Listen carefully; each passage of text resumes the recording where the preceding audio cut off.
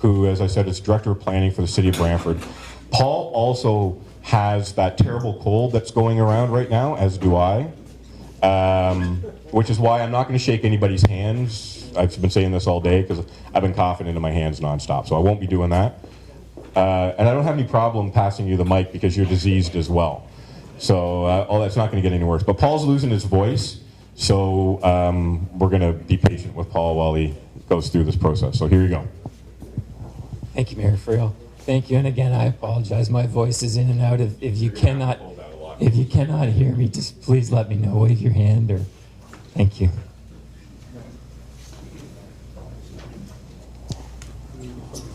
All right, got to juggle both these. All right, so just by way of a little bit of background of why we're looking at this boundary expansion, it goes back to.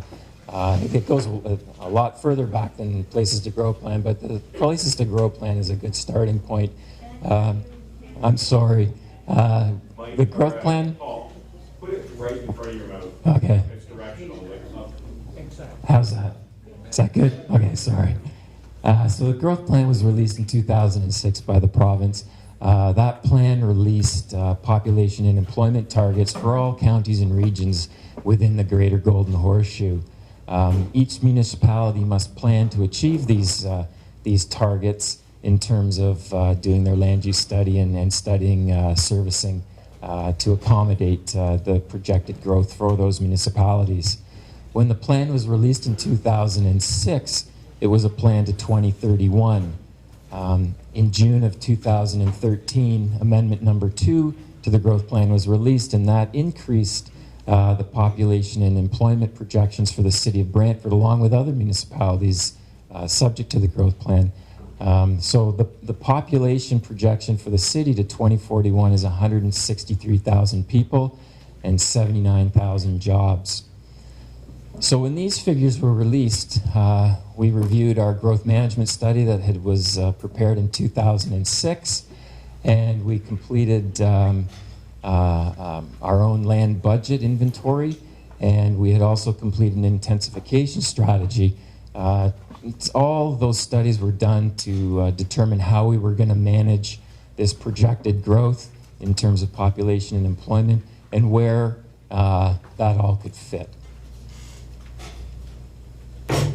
So this is the proposed boundary expansion lands.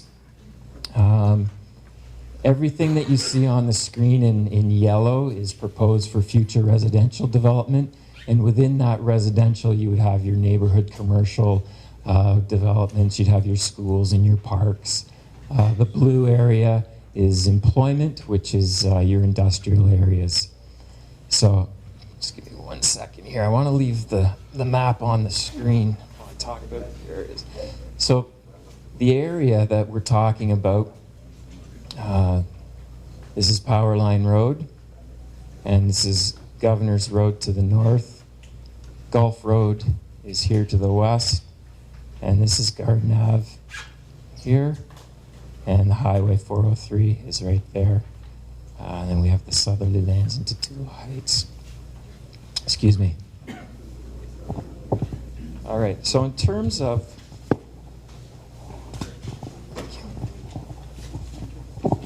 I want to leave the map on while I explain the area. So in terms of the total gross area, everything that you see on the screen, we have 2,454 hectares, which is 6,064 acres. From this, we look at the net area. And the net area, how we came, when we first started looking at all of this, we took the county's official plan mapping that had all of their natural heritage system, and we underlaid that on these maps that we were working on, and we applied a 30-meter buffer to all of the natural features. So those are the areas that are removed right off the bat from being developed. So what is left in terms of a net area is 1,535 hectares. So about 1,000 hectares have already been taken out in terms of being protected for future natural heritage preservation. And that equates to 3,793 acres. In the initial transfer area, so you'll see on that map there's the black dotted line. So those are trigger lands, and I'll get to those in a second. So everything outside of those black dotted lines would be the initial transfer. So that would come to the city when you know, if the agreement is signed and all of everything goes through and is approved at the province. So the initial transfer is a total of 2,146 hectares, or 5,303 acres. Of that initial transfer, it's comprised of 1,780 hectares of residential, 366 hectares of employment lands. So that once that initial transfer has come, we still have those trigger lands, and they comprise a total area of 308 hectares, which is 761 acres, made up of 187 hectares residential and 121 acres of employment. Thank you. Okay, so just moving on to the trigger area. County Council had passed a resolution last year that said that they would consider a transfer of additional lands to the city if we could show a demonstrated need. So we looked at the provincial policy statement, and every municipality is required to maintain a certain supply of land. So you have to have a 3-year supply of land that is ready to be developed and serviced, and then you have to have a long-term supply. I'm sorry, I'm really sorry, my voice is gone. So it's a 3-year supply of short-term and a 10-year supply of long-term. So we use the 3-year supply as our trigger mechanism, so that in the initial phase of the transfer, when that area is developed to a point of we're down to that 3-year supply, that will trigger the additional lands coming on. So in terms of residential, when we're down to a 3-year supply, that equates to an 80% build out in the initial transfer area, and we'll monitor that through the issuance of building permits. That's the same trigger mechanism that we're using for the employment area. So again, when 80% of the area is developed and built upon, then further employment lands can be triggered in. The residential and the employment trigger areas will be running on their own time frame, because they're going to develop at different pace, different speed. So they don't come in, they're not connected, they operate independently and will come in at different time frames. As part of the discussions we had and part of the memorandum of understanding, there was some joint venture opportunities that were identified between both the county and the city. So we identified a bit of a definition, so I'm just going to read it off for you. So a joint venture is an opportunity for two parties to work together to undertake a project when neither party has the ability to undertake the project on their own, or when it's mutually beneficial to work together. So both municipalities have committed to study the structure and options available for establishing these joint ventures. And as part of our ongoing discussions, we identified 2 areas where there could be joint ventures happening. And the first area was Cairnsville, and the second was around the Brantford airport.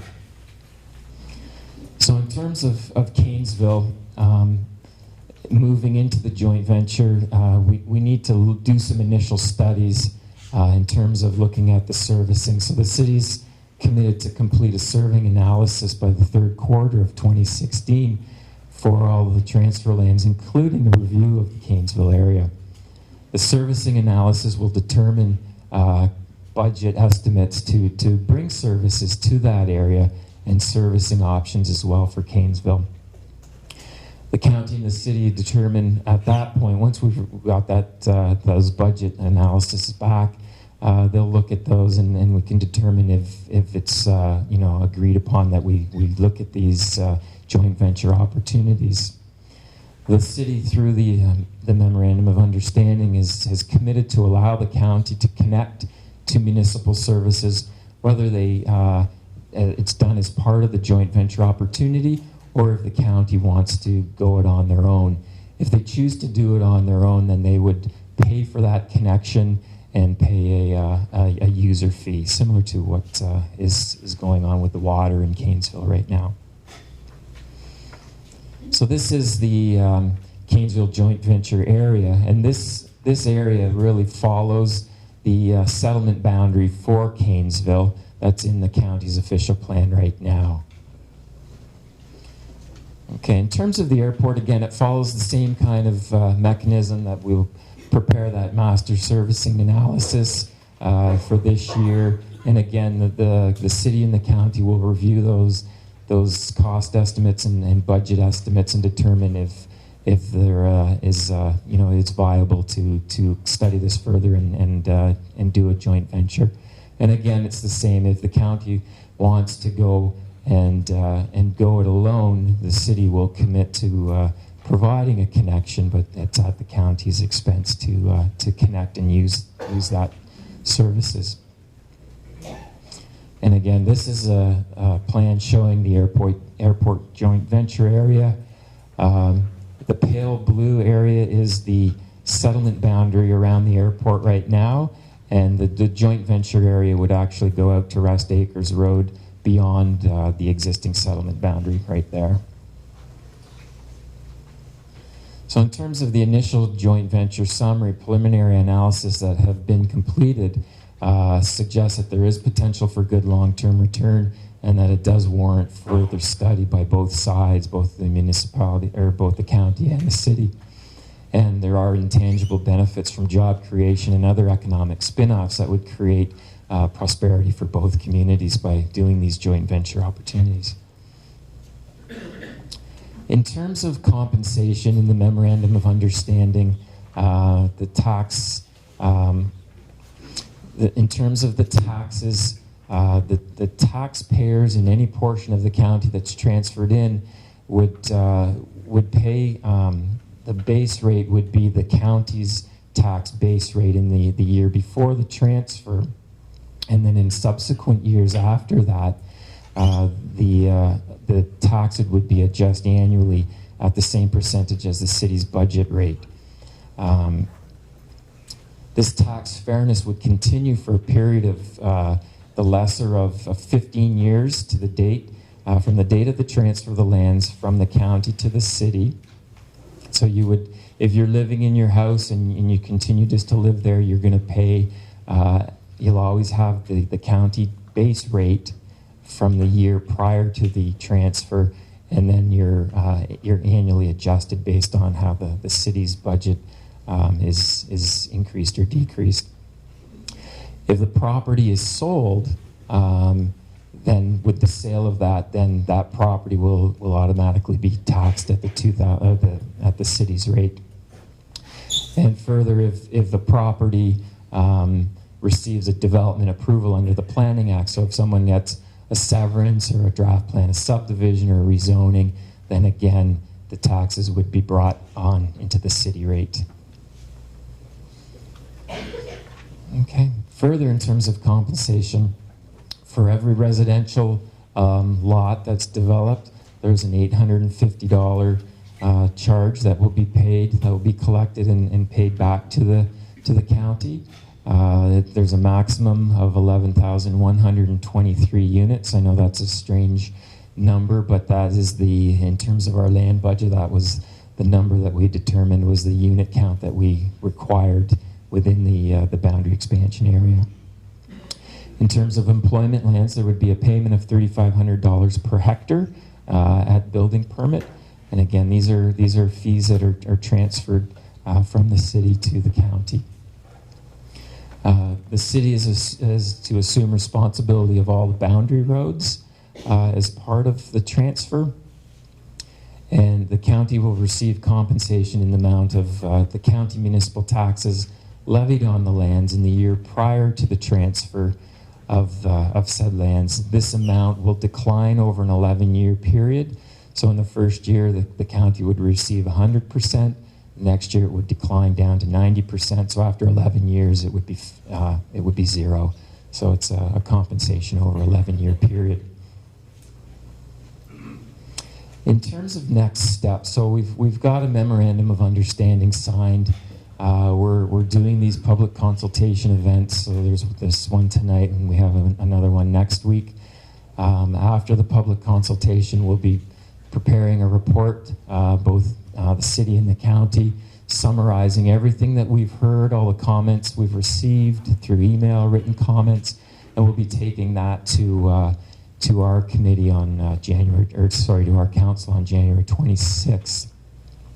The next step in the process would be to draft an agreement, and the intent is to have that draft agreement taken to special council in early February, with ratification intended for February the 9th. So there's still some other work that needs to be done between now and the preparation of the agreement, and then the agreement needs to be forwarded to the province for final approval. There's also a minister's zoning order that would have to be drafted and prepared as part of the agreement. So the minister's zoning order it freezes the zoning on the transfer lands. It would allow for the continued use of your property. So whatever you're using your property for now, you could continue to do that. The intent of the minister's zoning order is to prevent large developments from happening on a property that would prevent us from, meeting our growth targets. So, if you had a house and you wanted to put a shed in your backyard, you could still do that, okay? But the minister's zoning order would just really prevent large-scale redevelopment of a property in the transfer area. I think at this point my voice is pretty much gone. I'm gonna put the map back on the screen and pass it back to Mayor Friel, and at this point I'm sure we'll be more than happy to take all of the questions that you have. Thank you. So I have a lapel mic, so everybody can hear me okay with the lapel mic? Can't get it up. That's about it? Okay. I'm gonna pass that to, I'll do that so I can. So this is your opportunity to be able to ask questions. So for those of you who came in afterwards, we had the rules of decorum, so that's just try and allow everybody the opportunity to speak comfortably.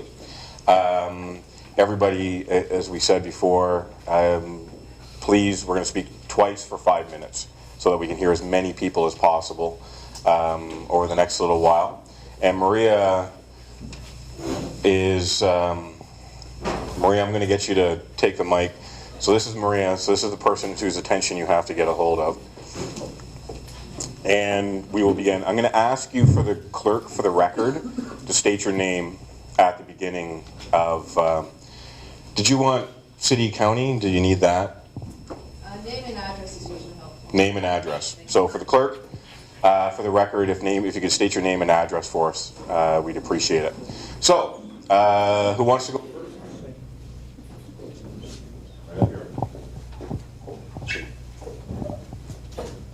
Thank you.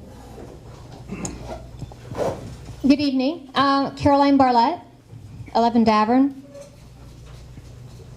and 29 Cameron Lane. I'm here tonight with my family to go over this with you, and one of the foremost questions that come to mind is that the projected growth is not really that significant for 25 years. A growth of from 96,000 to 163,000 is not a significant growth with only 79,000 jobs. Those jobs were not necessarily permanent jobs.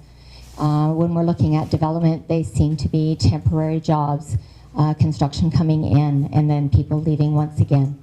So when we're looking at development, we really need to look at what we are offering the community on a long-term basis as opposed to building and leaving. And because once we build something, you can't take it down. What you take away when people leave, and we are remaining with the long-term infrastructure cost. And that's quite significant. The other question I have, or statement that I have with regards to this development is, it's apparent that we're developing on two ends of the city, and yet we have a lot of analysis left to do. Has there been some understanding or some consideration of developing one section and then after that development, then reanalyze our need for continuous growth. For example, it's been in the forefront for quite some time that we are supposed to be having the 400 series highway going all the way to Kitchener. And yet, the amount of land being brought to the city in the direction of Kitchener is significantly smaller than the amount of land that's going out to the direction of Cairnsville. With this opportunity would also create maybe one area of infrastructure, seeing if we can support that infrastructure, such as highways, schools, parks, and healthcare in that direction, as opposed to just doing buckshot and going all over. That is another question that I have, if we've considered that. And the other one that I'm looking for with regards to Cairnsville, why Cairnsville is the area of growth, and yet we haven't looked at the relationship between development of land for housing with development for land of business. What kind of business are we looking at? Because there seems to be a significant amount of empty business in Cairnsville. Thank you. Okay, so I think we had three there. My mic shuts off when this mic goes on. So we're going to have to work this out. Then I have to share over here as well. So I think you had three questions there. I think we can probably approach the first one related to that the growth was not significant to that population. I would suggest that's 60% growth in that time frame, and it's very aggressive to be able to make it to that point. It's a large target for us to be able to hit. But I'm not sure Greg or Paul want to take a run at it. Thank you. Yeah, it is a significant growth increase. We're basically at 100,000 now. So to take an additional 63,000 people, that's triple. The increase is quite significant. Excuse me. It's a short period of time. Usually, when you're planning for future growth, you're looking well beyond. You're usually looking at a 40-year time frame. So this is a significant increase in the population. Through our intensification strategy, we've done all of our analysis in terms of our land needs and how we accommodate this growth. And a significant amount of the new growth can be accommodated within our existing built boundary, but it's still insufficient to meet the needs of accommodating all of this. I'll quickly just touch on the jobs as well. You mentioned that they're not permanent. These are permanent jobs. In these projections, the growth plan does not factor in or does not include the temporary jobs from construction. It's permanent jobs in the city. So again, this is a substantial amount of increase in jobs that is projected. And I think the other one was related to growing, that we're not going towards Kitchener, we're going towards Cairnsville. Why both directions? Why not choose one? See if it works. Have we met our needs? Can we meet the bills? Do the jobs stay? Are they good jobs? And then continue to grow in the direction, not in two directions. Well, we'll be growing in three directions on this one, but some of this also is the area that is all the way up to the north, that is definitely focused towards Kitchener because the 24 runs right through there, and that's the most obvious choice. But there's good chances, because of the nature of servicing, that other areas will develop before that area in the north. The reason you pick all of those is because there's different timeframes and different opportunities for development that will happen both residentially and in employment lands. The number of jobs that we've created, I also wanted to highlight, and I just asked, this area here is the Northwest Industrial Area through there, which is all but built out. I think we have 18 acres left in that area.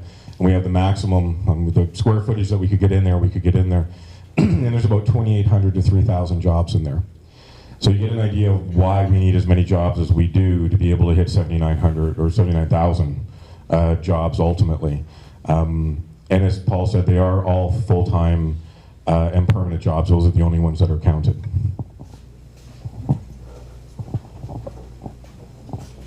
Gentleman in the back.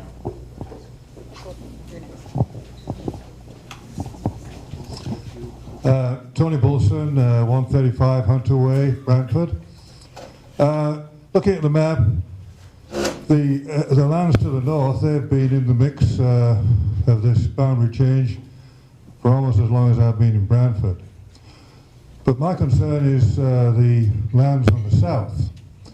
Up until about 12 months ago, 18 months ago, the only part of that land was the top tiny corner near Barrington Church. Then about 12 months ago, Brant County put on the table a bunch of land going out to Conklin, which was a little bit of a surprise. And then another big surprise was when you announced an agreement about 2 weeks ago, which included all the land right out to Toole Heights and Phelps Road. It seems very strange to me that over a very short period of time, that amount of land should balloon.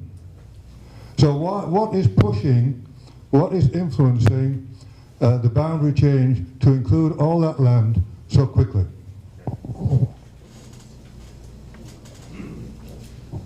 So the area that we're going to talk about, just so we can see if I can get a laser. Okay, so this was the original property we referred to is called the Kennedy property, which was in here. This has always been, it's never been in question as that it would come into the city. It's always been there. There's another parcel of land that you mentioned which ran along here. This is Conklin Road, and there's Mount Pleasant that runs through that way. All right, so you get an idea of that land that came through here. So in this area, our original proposal took us up this line to that property and across here. And actually we had this land in here at one point, but there's a very low yield in here because there's a lot of environmental area that would be taken out of it. This is where we had our stumbling block to being able to complete the deal. And with not being able to go to Paris and then come up with a plan, what ended up happening was staff went out and went all the way around the city to find the area that was best able to get the residential in. And that was where the Mount Pleasant proposal came from first.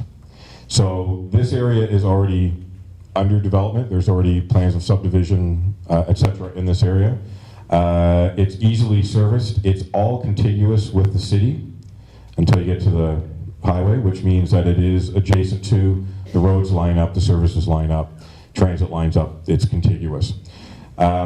Without these Paris lands there, that was all going to be an industrial area. Without that area, we had to push the industrial to the east and increase this amount of land to be able to get to the numbers.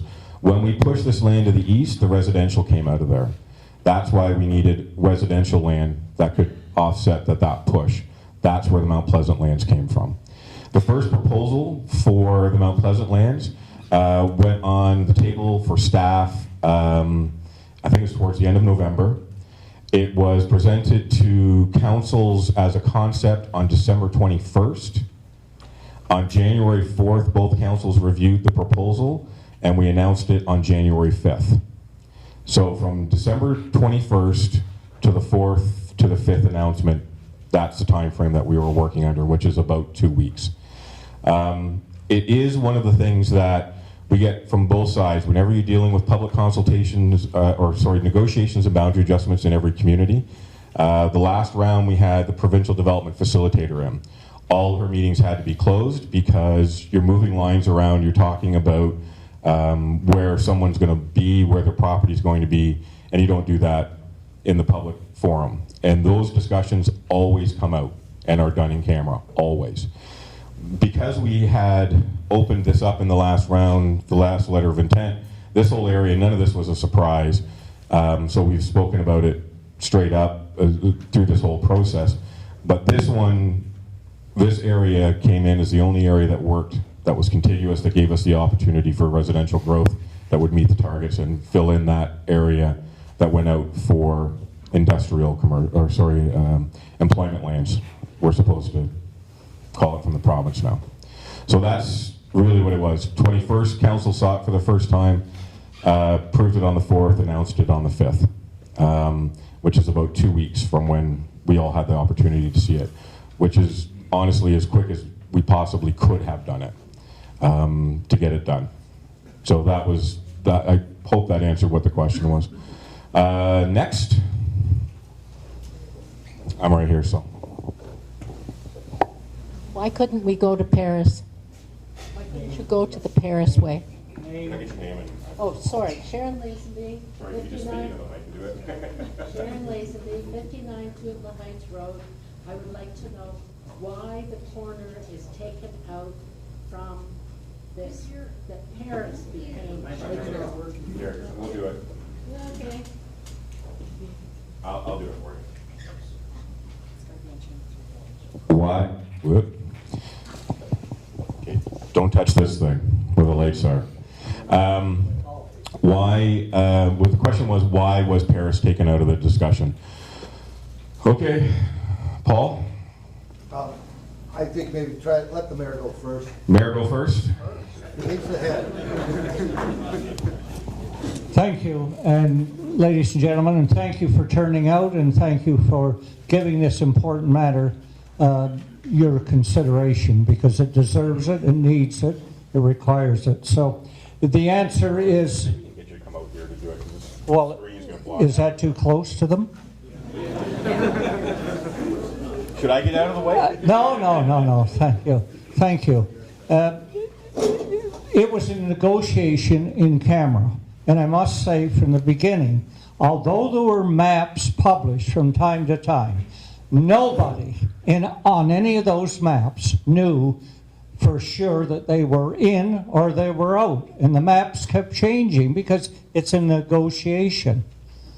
And why it isn't at Paris? Because the council decided to negotiated or debated all aspects of the various areas. Do you want the two urban areas jammed up together? Yes, you do maybe, but a lot of people don't. It was negotiated that way. Sorry, let's just, everybody, let's just. No, it's all right. No, it's me that causes the problem. Thank you. Can I take it right at Paul? You're casting for that. No, that was good. Oh, okay. Well, I mean, No heckling. I learned some good heckle stuff from watching stand-up comedy, but no heckling. Sorry, way in the back? You know what, Maria? I think I'm just going to end up doing this. We got the long gaps in between and everything else, so. Rick Leach, RR4 Brantford. I have two concerns. I have many concerns, but two that came up here tonight, and that is with the lands that get trigger lands, I believe, they're talked about. As far as when that takes place, I saw a agenda up there, but my question is, does that take into account when you talk about percentages of property left before this happens? Does that take into account that of the vacant lands you still have within the boundaries of the city today?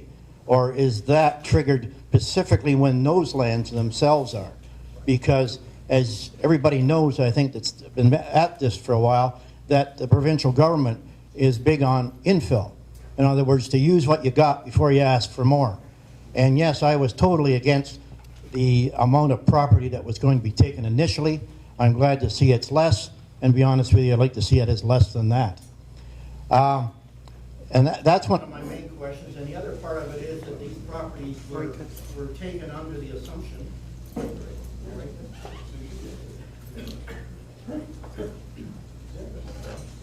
that these properties were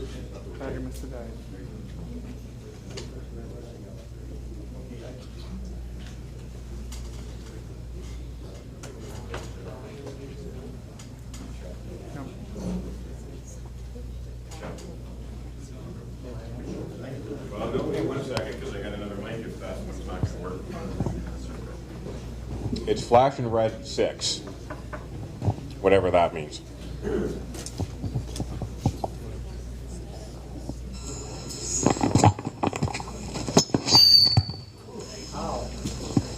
Okay, don't grab the mic.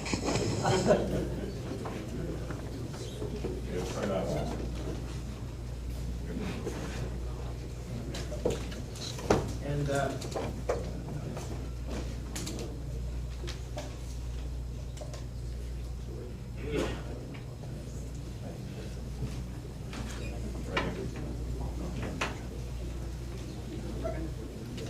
No, you don't.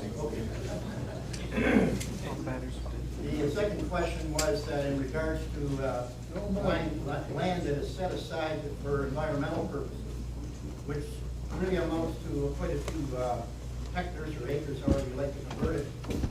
That was some reasoning why we had to give up as much property as we did, so the property that you do have, you can actually use it. My question is, are those lands going to be set aside environmentally forever, or down the road in 15 years is some developer going to come along at that stage and say, oh, you know, you've got that set aside, but we can do all sorts of things with that, and we want it, which increases the amount of property that the city can use dramatically in regards to the amount of property we had to give up, because we were told that that's not usable property. So those are two main questions. I can begin with the second one because last year, the year before, the city of Brantford had worked an OMB challenge with Sifton and Grandview. You're going to answer the first question, Paul. Sifton and Grandview on lands in the, that was you, in the northwest industrial area. And we, killing me. You got to turn that one off. It's off. Okay, and when we did it with that area, we went through. Ooh, no, if this one's gonna die too, we're in trouble. That one's ready with new batteries. Oh. Want to switch? Well, how are they not working? That one's off. This one's off. This one's on channel 2. This one's on channel 3. Yeah.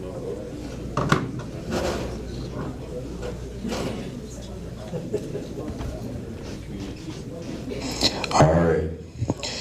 The area for the OMB hearing put us in a position where we were arguing that environmental features, natural features, had to be removed and protected in a stronger way, which gave us buffers that were approved that were 30 meters plus, as Paul pointed out. So that's from cold water streams, wetlands, etc. The lands that are designated or taken out as natural features remain taken out. It will all be done in the beginning, and they will never be taken in. The biggest section of this, running through the middle part of the northern area, is a very large ravine area. It won't be developed. There's a lot of land that's in there when you look at where it sort of curls around in spots and sticks out. All that land, although it's being farmed right now, once we apply our setbacks, which are 30 meters plus, will come out as development mix. We won't be able to develop that land. It'll be taken out immediately. Even though it is potentially developable, it won't meet inside. This was actually one of the sticking points that we had early in the last round, letter of intent, was trying to get the county negotiation team to understand that we have these takeouts and environmentally that are as large as they are. And they will remain outside of any development into the future. The other one that I would just point to, where'd the thing go? It's over here. The other one that I would just point to is there's a property, or this is the area which is referred to as Hopewell. You can't stand in front of the speaker. I got no choice. This area. You're killing me. I can't be behind it. It's got new batteries again. New batteries again. Okay. What was I saying? There, right here in this area is a very large woodlot. And the questions come up to us a number of times. what's going to happen to that woodlot? Where will it develop? Today we had the company that owns this area, which is Hopewell, was here. And we started the discussion with them. Both I and our general manager of community services said exactly the same thing. Your development, that woodlot stays, period. We don't, in the city of Brantford, our standards don't allow us, and we would not take out the woodlot. The rules are very clear that we do not take out woodlot, so we're going to be in that position. So that stays. Another example of that would be Empire Homes is moving forward with the next phase of their neighborhood, which is probably right in there. And we had the discussion on Tuesday evening. The woodlot that was there, they go in and every tree is checked for significance. And in that area are butternut trees. To deal with that, to take out butternut trees, you have to replace 4 for every one. So you have to put in 4 trees for every one that would come out of that mix. In that case, it's mostly because the woodlot is not in great shape. This woodlot, we know, has some substantial trees in it, and more than likely will have a number of significant trees in it. That one. That's why it'll stay. The only thing that you might see happen is on the fringes or the edges of a woodlot like that, where they come in and go, this has been taken over by Manitoba maples or something like that. Take it out for the woodlot, because woodlot doesn't need that in there. That would be the only time you would see us do anything like that. Any other features, environmental features, that runs mostly through here, beginning of the headwaters of Fairchild Creek, which we're doing a master watershed plan with both Six Nations and the GRCA and the county to look at all of the environmental features for Fairchild Creek, so that we're very conscious of that. And we will be very conscious of being able to take out all of that. I have no idea why this is happening. So I think that was your last question. The first question was, right. Thank you. So your question about the trigger lands, the triggering mechanism applies only to the transfer area lands. In terms of infill within the current boundary, we already have a intensification target of 40% every year that must be achieved. And again, that comes from provincial policy statement and the growth plan. So we have to meet that target within the boundary right now. And we have been, year-end 2015, we were at 40.7%. So that's all new residential development in the built boundary that we have to do annually. So there, you look at your intensification within your built boundary, but you also have to remember that there's greenfield developments, and this is what this land is. So it's really a 60-40 split, and that's a minimum, that 40% minimum in the built boundary. So as more development comes on, and we get more mixed-use development with higher densities, our downtown, we have to achieve a minimum of 150 people and jobs per hectare. So there is a lot of density that will be coming to the existing built boundary. Through our intensification strategy, we identified all of our intensification corridors, and you can have your infill in your neighborhoods as well. So there is a lot of existing opportunity for infill to occur, okay, and that is monitored annually. So we will be monitoring both our infill and our greenfield lands, and we already have to now through the provincial regulations. we know where every bit of infill is and every other. I think there was a gentleman's hand I saw back here that was standing, so I'll come back here to you. So just state your name and address for the clerk for the record, please. My name is Jim Nakota, and I don't need a microphone. Okay, don't speak split. I live at 56 Phelps Road, and I have a lot of questions about the environmental impact of this whole development. There are 200 houses going in, according to what I hear. A few years ago, I had to put an addition on my house. I'm part of the GRCA catchment area. I'm sure that development is part of that whole GRCA catchment area, because that creek crosses the Phelps Road and goes right into that yellow area over there. I had to put 10-inch concrete walls and extra steel in my addition.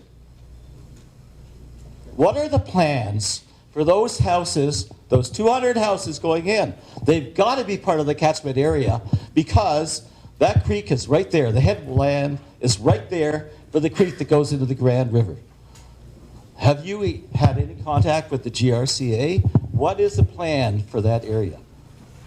And there, one time, I just had one more question about the sewage treatment plant. I don't know, the sewage treatment plant sort of came and it went. I don't know what's going on with it. It wasn't mentioned in the current thing. I'm downstream from that. And guess what flows downstream besides water? Thank you. You mean our sewage treatment plant? The city of Brantford or one in the county? Walton's. Well, that's not happening. You know what, Emerson, Paul, I think this is your baby because there was GRCA stuff all over this, planning. Well, okay, I'll try that. I don't know where you live exactly, sir. You must have been in the floodplain or in some regulated area of the GRCA. Some of this land will be, not all of it. I mean, some of it's within the floodplain. Some of it will be setbacks from the valley slope. Some will be woodlands, some will be wetlands. That'll be regulated by the GRCA. There will be some of that land that won't be regulated by the GRCA, though, other than they'll be involved in detailed review of stormwater management and that kind of stuff. We can't do anything in building within the city of Brantford, and I'm sure it's like that in the county of Brant. The GRCA comments on every one of our developments. If it doesn't fit in with their corridor, we get a no comment. But they comment and review every single proposal plan that we have, which I think they're have pretty much a whole department that deals only with this, with municipalities up and down the watershed. So, who's okay, Jan, you can.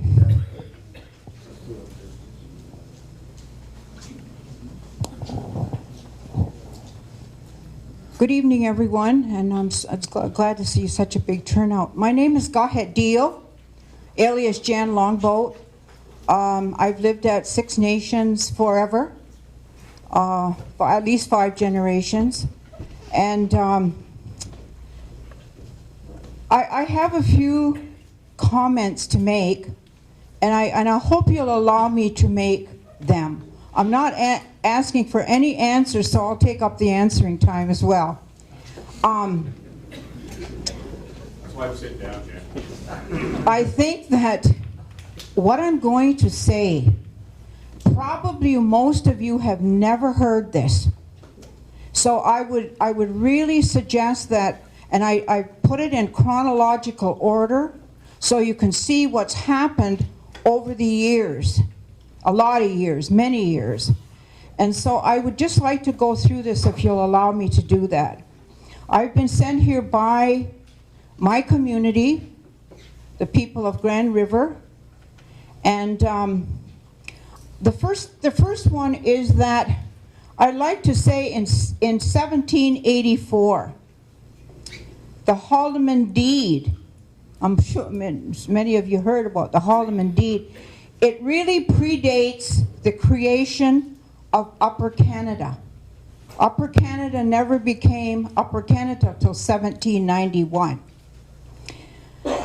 So number 2 is that means that Canada doesn't have the right to adjudicate the Haldeman Agreement by the Crown, and the Haldeman covers everything. So therefore, Canada's land claims policy does not pertain to the Haldeman for the reason that I just mentioned. The Haldeman predates Canada. Number 4, in 1867, the British North American Act gave Canada the right to only implement their laws to their settlers, which they weren't even called Canadians at the time because there wasn't any Canada. The BNA Act did not give the provinces of Canada the right to make laws for Indigenous people. Very important. So under the terms of the British North American Act, Canada became the successors of the British interests in Canada. So what they did was they inherited, under international law, all the financial and treaty obligations prior to 1867. And those fiduciary responsibilities were only health and education. So I guess we, the people of Grand River, we don't even call ourselves Six Nations. We call ourselves the people of Grand River. We're requesting documentation supporting the Brant and Brant County land claims pertaining to the Haldeman. To this date, we have no documents of this kind. The federal and provincial government of Canada have acknowledged the validity of the 1784 Haldeman Agreement, verified by the 29 land claims presented by the Band Council. You got a minute, Jan. 1 minute. We are requesting to see the Aboriginal land claims policy in its entirety. The Simcoe deed that we're now using does not apply to the Haldeman lands. Very, very important. And that is stated in the Governor General's report. The Simcoe deed has never been accepted by the Grand River people. We want to see your documentation and the source of your deeds for Brant and Brant County. I guess I also say that at the end of the day, the Six Nations band is not a government. It's only an administration and the employees of the federal government under the Indian Act. So let's be clear that the Confederacy is the people of Grand River and not the Longhouse Chiefs. I think another very important aspect. And so I'm going to refer to the newly Truth and Reconciliation 94 call to action recommendations in this document. And I'd like for you to be able to acknowledge number 28 and number 45. I'm not going to go through them because they're too long, but just to get a copy of that. Just a couple more. You know I can't say no to you. I know you can. I'm getting closer, but I have to. Okay. So when we talk about the surrender of all land, the Confederacy chiefs surrendered all lands under the terms of the Simcoe deed. And it's just illegal. Haldeman cannot be abrogated without the consent of the Grand River Mohawks. Anything signed or negotiated by the Confederacy chiefs, the HDI, the Band Council, is null and void. And I think we have to also realize that right here, where we're sitting on, right here, the Mohawk village existed right up until 1880. The Mohawk village existed here, right here. So I guess what I'm asking for, not tonight of course, but in the future, very near future, is those requests that I asked for. If we do not get these things, I have to say, folks, that this project cannot continue. This project is null and void. This project is then, let me finish. You got like 20 seconds. I got to. This project is then illegal. Thank you very, very much for listening.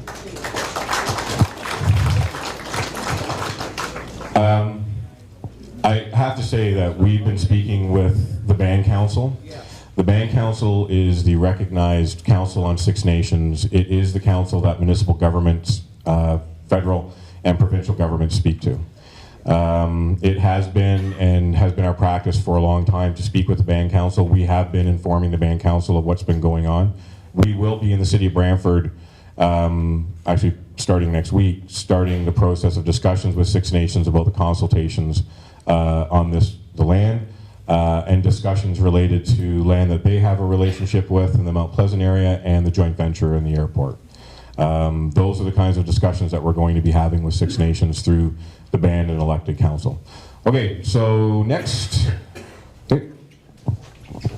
Oh, you know what? I'm sorry, sir. I'm going to come back to you in a second. This lady's actually, I passed her twice and I feel bad about it. If you don't mind, I'll come back right back to you next. Pat Price, 20 Davern Road. I spoke previously to Brian Coleman. I also talked to Mayor Eddy. Brian Coleman told me that this has nothing to do with development. And my question is, what kind of development does the city have in mind for the Tootla Heights, Mount Pleasant area? This is our home. We have a character in our neighborhoods. We don't need additional congestion. We don't need additional housing, such as the Shellard Lane area. We don't need Walton. And again, I know they talked about the sewage, and these things are important too that we have to deal with. However, I want my councillors of the county to consider the needs of the residents of the county, because we never had a chance to say anything about this. It was a shock. It's very stressful.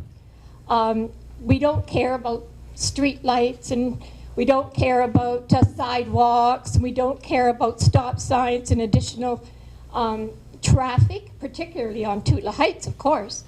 So my question is to Brian Coleman, basically, what do you mean this is not about development, and how come the county, every one of you, sold us down?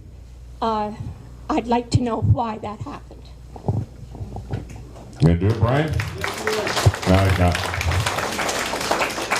I will tell you, one of the things that happens, and this is the way that land is developed, is until the individual who's developing the property comes in with a plan to subdivision, other than the rules that are already in place, set through planning acts, the province, etc., will do, we don't know exactly what the character of an area will look like. However, and I've said this, and I believe this to be true, what you're saying, what a number of people have said to me today about the character of that neighborhood, is exactly the kind of character that we want to be able to maintain. There is an advantage to the city to be able to have an area like that, which quite honestly, I would believe, and this is just my opinion, and I want to clarify that I believe that area becomes the kind of appeal and attraction and style that people in Ancaster have benefited from the last while.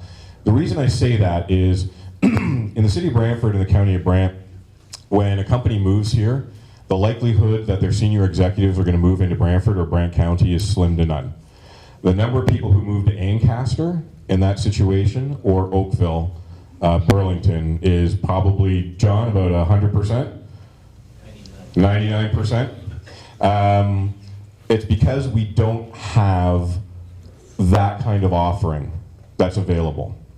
And I believe that although we are not, and we cannot get into large estate lots, within the city of Brantford, we will never be allowed under the Planning Act to be able to have large estate lots.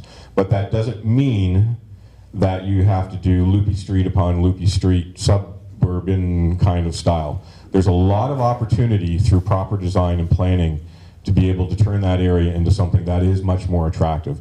And I believe, wholeheartedly, I believe that becomes an area that has that kind of appeal, which is an offering that we do not have in Brantford. Brant has a little bit of it, and we do have appeal. We do it all the time where we have companies that'll come into Brantford, and I'll pass the mic in a sec, but Brantfords have companies coming to Brantford, and you see people who will choose to live in St. George or Paris because they want to live in a small town or they want to live in the country. And we see this on a regular basis, and we're very clear about offering those kinds of opportunities to everybody, any company or anybody who's coming into Brantford, that's the case. So I believe that that is what's going to happen. The question the gentleman had about the sewage plant in the back, I think I should probably answer that too, because it was a great big sewage thing, right? And it's not going to happen under our system. So in the city of Brantford, we won't, nor can we allow that kind of development to happen. That sewage area, plants, what's it called, Paul? It's a communal. Communal septic. We won't allow it. Individual septics, everybody who's in there right now with individual septics, we're not coming in the day after this happens and goes, okay, everybody, you're going to go on to sewage. City sewage. We have no intention of, like, why would we want to roll down Tula Heights and tear up your street to do that? The return is very small. What you have right now, unless you petition us or something happens to change it, you're going to stay in that system. But new development will have to be on our standard, and we will not, and within the city boundaries, would you see something of a sewage area or a septic area of that size functioning at all? It will not happen. So I think I answered that question too. And this gentleman was the one that I got to stand up and then. Thank you, sir. My name is Graham Malcolm. My wife and I live at 3 Bell Home, just off Tula Heights in this, right now, this lovely county. I think of this group of Tula Heights in that area. You know, only 2 weeks ago, we were happy campers.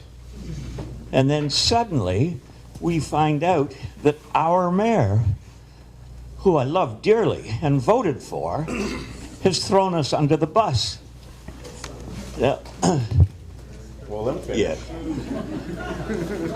Now, he tries to make out that we'll be better off under the city. And that's absolutely incorrect. The city doesn't look after the roads nearly as well. For example, Mount Pleasant Road, right out here, to the at the bottom of the hill. And we have wonderful garbage service right now. We have good water. We're farther, closer to Mount Pleasant Fire Hall than we are to the city fire hall. There is no advantage that I can see, and I think any others can see. If you wait 1 second, it might come back on again. You might be kicked out. Kicked out, back in. We were doing so well there. Well, Yeah. I really don't want to.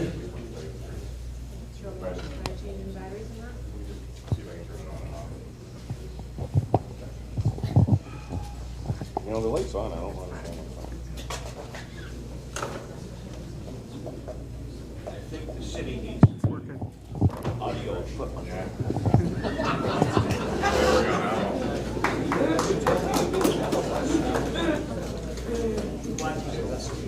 Considering all of that, there was a study that this city did for the Walton Group.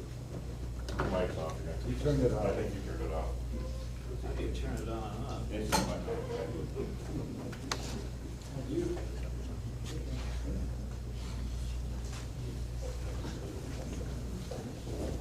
I'm gonna stand right here. If this doesn't work again, I know we're gonna have to. So meanwhile, back to Brant. Try that. I'm sorry, I have to. Yeah, thank you. Okay, try that. Hello, out there. Well, there was a study published in June of 2011 that covered these areas, and it covered Tula Heights to the extent that it excluded it.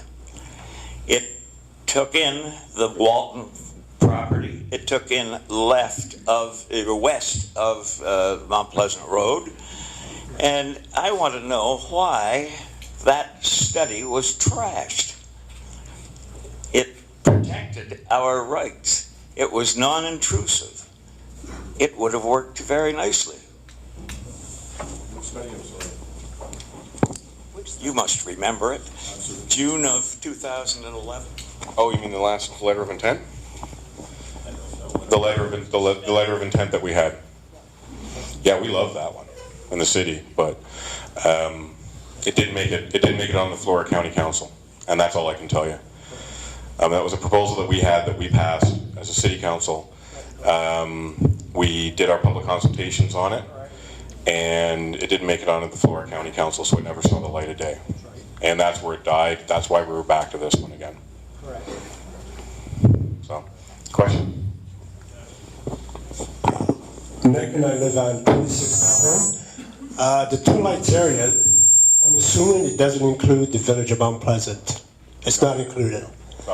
So, as it's been said, we've been sold.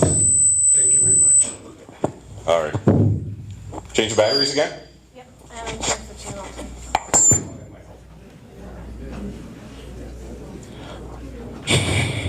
2. This is channel 6. We're on channel 4, so let's see how channel 6 goes. All right, so gentlemen, I think I saw your hand first.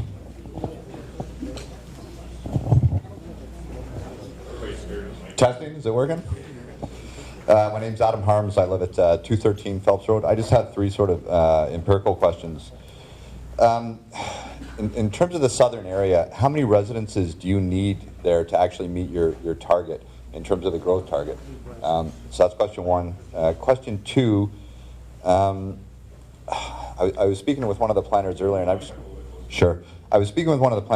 just trying to get a sense of, for both areas, you provide the numbers in terms of sort of the gross hectares or acres, and then the net, which is developable. There's not a breakdown between the 2 areas, so what I'm trying to get a hold of is the number on the southern area. So, you have the gross area that's developable, or sorry, the gross area that's being transferred or proposed, and then what's the net? Correct. So in other words, how much is considered environmental? And I guess the third question that leads off that is there's a very large woodlot on the southern half of that southern area, and it's not listed. When you look at the official plan for the county and look at the maps of that area, it only kind of lists a little bit of green around the creek that kind of runs east-west in the middle of the area. And so what I'm wondering is if you could comment, Mayor, on that woodlot, because I'm trying to understand what constitutes a significant woodlot. Is that is it just, as you said, it's the specific types of trees in the woodlot, or because the size is quite large? Like, do we get a guarantee that's not going to be developed? Is that? Absolutely. It's interesting because I didn't know until today, during one of the consultations, that the woodlot, I'm not sure that I'm qualified to be able to point to where it is, but you're talking about the southern part of that territory, which is somewhere in that. If you look at the kind of easternmost northern corner, go lower down right against Phelps Road. Yes. Yeah. So it goes, the tree line is kind of moves up, it goes over, and then it kind of heads over Into here. It's like an inverted L shape. Yeah. That goes up and then to the west. I was told by Paul Moore, who's our director of planning, that that is not recognized in the county's official plan. It will automatically be recognized in ours. The woodlot of that size and that character will automatically become recognized within our official plan. As I said, the woodlot that's up by Adams, Linden Road, when we do this, they have to be comparable. So, we have to treat all of the woodlots within the city in the same way. And we don't take them down or you take them out. And I'm not sure, do you have the gross net? Thank you. Yes. In terms of your question about the division of the units to meet our targets, overall we need 11,000 units, okay?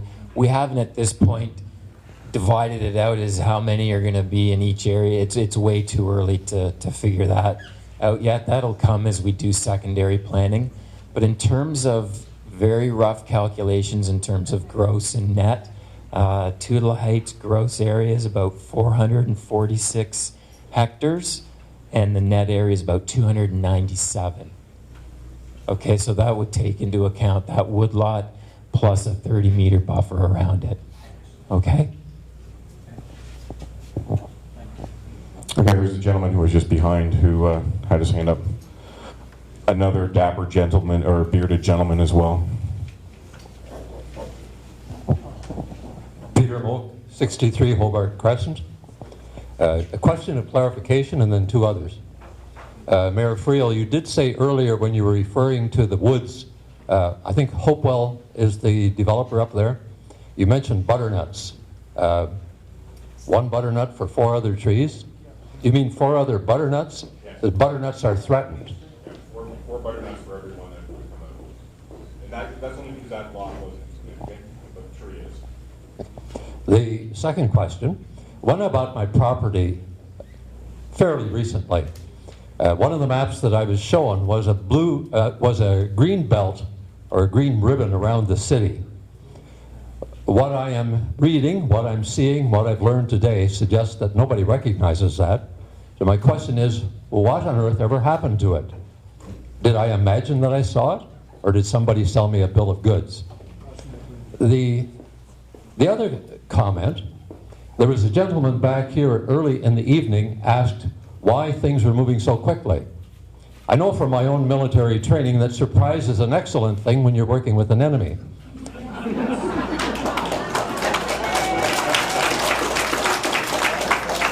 Surprise is not a great thing to foster a spirit of community or democracy. Will you answer the question, why such a push now? And is it possible, will you consider delaying the time so people have opportunity to work in a community manner with the powers that be? Okay, so I think if we go through, you've got to read the rules at the beginning of this, no clapping. I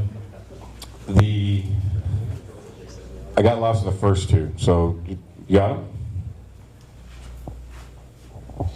Thank you. So the Greenbelt question, what happened to it?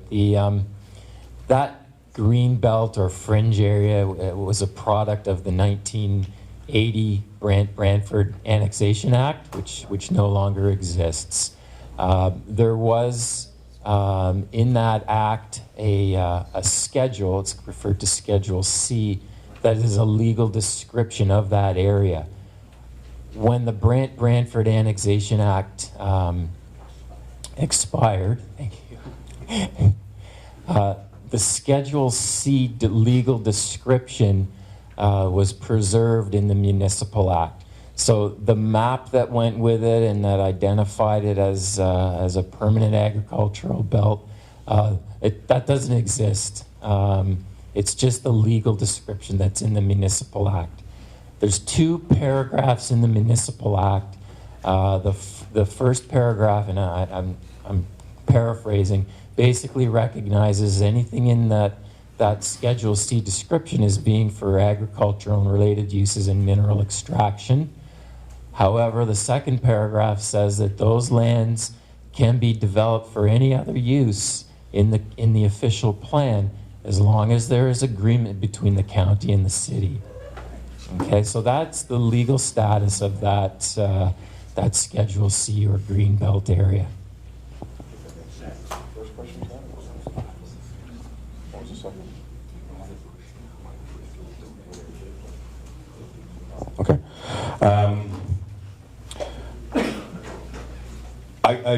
I'll ask Ron to answer on the county side of your second question. The push is, I have been doing this for 13 years.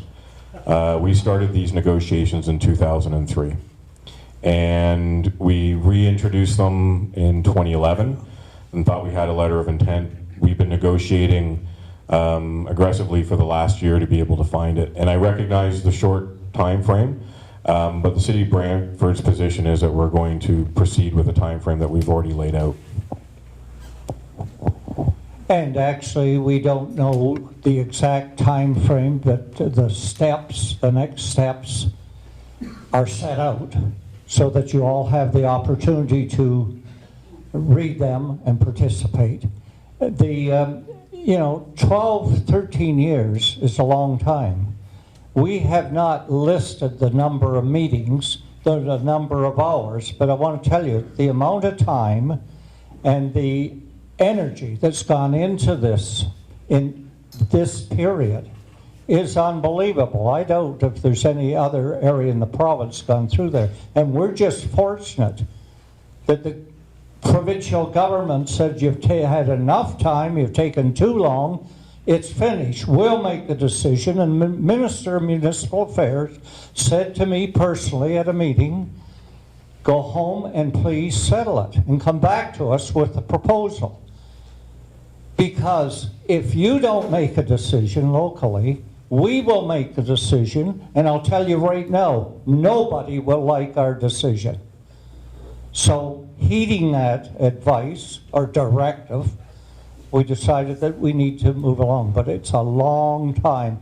It's unbelievable how long this take. I was involved in David Newman, Councillor David Newman was the only other remnant from that exercise that's still around.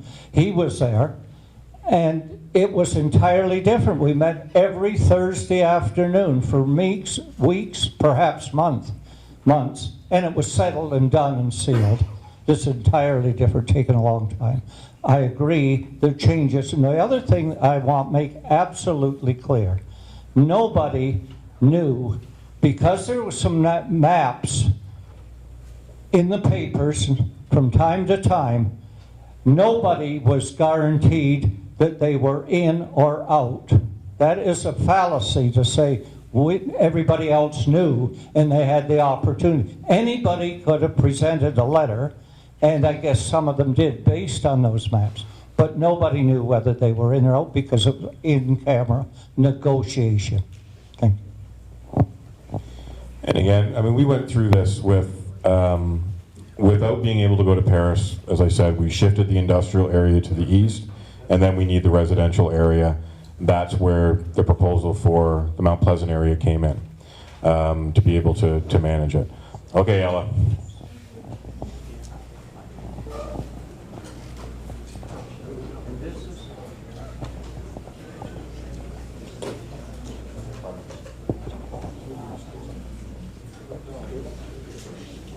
Hello? Does it work? I think his shoe broke. Yeah.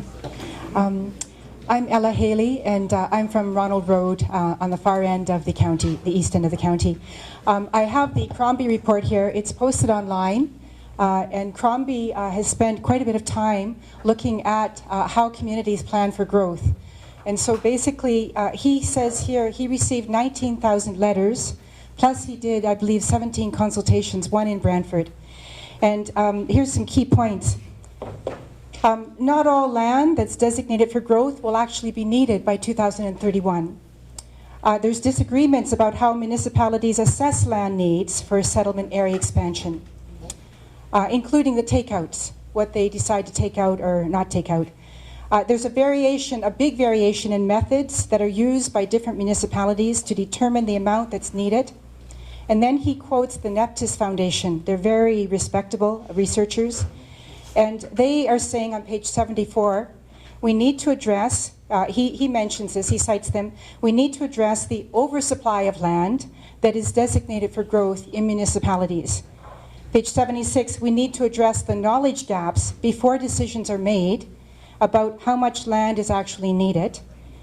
And I just have an example for you that I wanted to read from this book. This is York Region. They did 3 scenarios in York. And so they basically calculated if they use the same predictions that we use, if they use 40% of all residential development is accommodated within the existing built-up area, and the remainder, 60%, is in the basically farmland, what they call greenfield. If they do that, then York Region would need the same amount of land as us. They would need about as a city, over 6,000 acres, 6,150 acres. If they increase the intensification rate from 40 to 50%, they only need half the land. If they increase the intensification rate to 65%, they don't need any more land. So what Crombie's saying basically is there's a big discrepancy. They're really pushing for transit. They're talking about climate change. If you look at the maps for Brant County and Brantford, we have higher carbon emissions than some of the other municipalities. So basically, this sprawl plan, this mega sprawl plan, basically will not help transit. It won't help public transit. And I have a request. Basically, slow this process down. Let the province do its homework. It's spelled out here. The Crombie report says there's too many discrepancies. So let them do their homework. What's the rush? Are we trying to get in before the barn door closes? Crombie he's presented his report to the minister. The minister's coming out with draft legislation based on Crombie in March and making it law by summer. So it's the same time frame as this, and it seems very coincidental. It seems like this is a race to the bottom before the door closes. So thank you. I'd like you to just slow this down and let Crombie and let the government act on Crombie first. So no applause. Come on. We're going to keep moving. Intensification, Mr. Moore. I know that you brought it up before, but I do want to, just to give an idea, we're doing the 60-40 and the land that comes in the north. Will that land in the north and the residential that we've got laid out in this boundary adjustment accommodate all of the population growth that we have to hit? Are those two parcels of land where everyone is going to live? Yes, the projections that we've done, the transfer land, that net 1,500 hectares basically is the amount of land that we need to meet that 2041 population projection, and this is our greenfield. I will just comment on the density. You really cannot compare York Region to City of Brantford and Brant County. To increase the density up that high is bringing high rises to this municipality, and that's not. We heard earlier about the character of Tootla Heights. High-rise development across this community is not the character of this community. This is a small, mid-rise city. So to turn around and boost the density target is unrealistic because there just isn't the market for that. There isn't the demand for that. It's a struggle to meet the 40% target here. So, we've got all the policies in place right now to try and achieve those targets, and we are meeting it, just meeting it. So to simply say let's increase the numbers is just not realistic here, and it does not represent the build form that you're seeing here. I just give you another example. For those of you who watched us on Tuesday night in council, we had an infill opportunity that, because it was 4 stories, was not considered to be in character with the neighborhood and was turned down. So you get an idea of that was considered that three stories would be the only part that would be acceptable. Transitions through the neighborhood and was more accommodating with the neighborhood, and that was a senior's home. So the built space is an awfully specific area. I'm going to throw something out while I got a couple minutes because I want to talk about the Greenbelt concept. It was brought up twice. We've already said the Greenbelt around the city doesn't exist anymore. There is a pressure through Crombie's discussions about development and the Greenbelt that literally runs up to Brant's border. We have the opportunity as part of this whole process to start to look at ways of our communities, 3 communities, but Brantford and Brant in this case, of working together for being able to create a sustainable community in a different way, which is we have the farmland available and a farm belt in our communities that would tie together and be based on being able to move towards that kind of sustainability is something that I proposed quietly before, and this is the first time that I've said it out publicly, but creating within Brant and Brantford farm belt, or something that is, or it's also referred to as Trident Markham, which was called a food belt, is another concept that is also, but we can negotiate that ourselves and as part of this whole process as a whole. And you've been very patient, and then I was sitting beside you and then I left you, so I'm coming back over here. You've had your hand up a lot.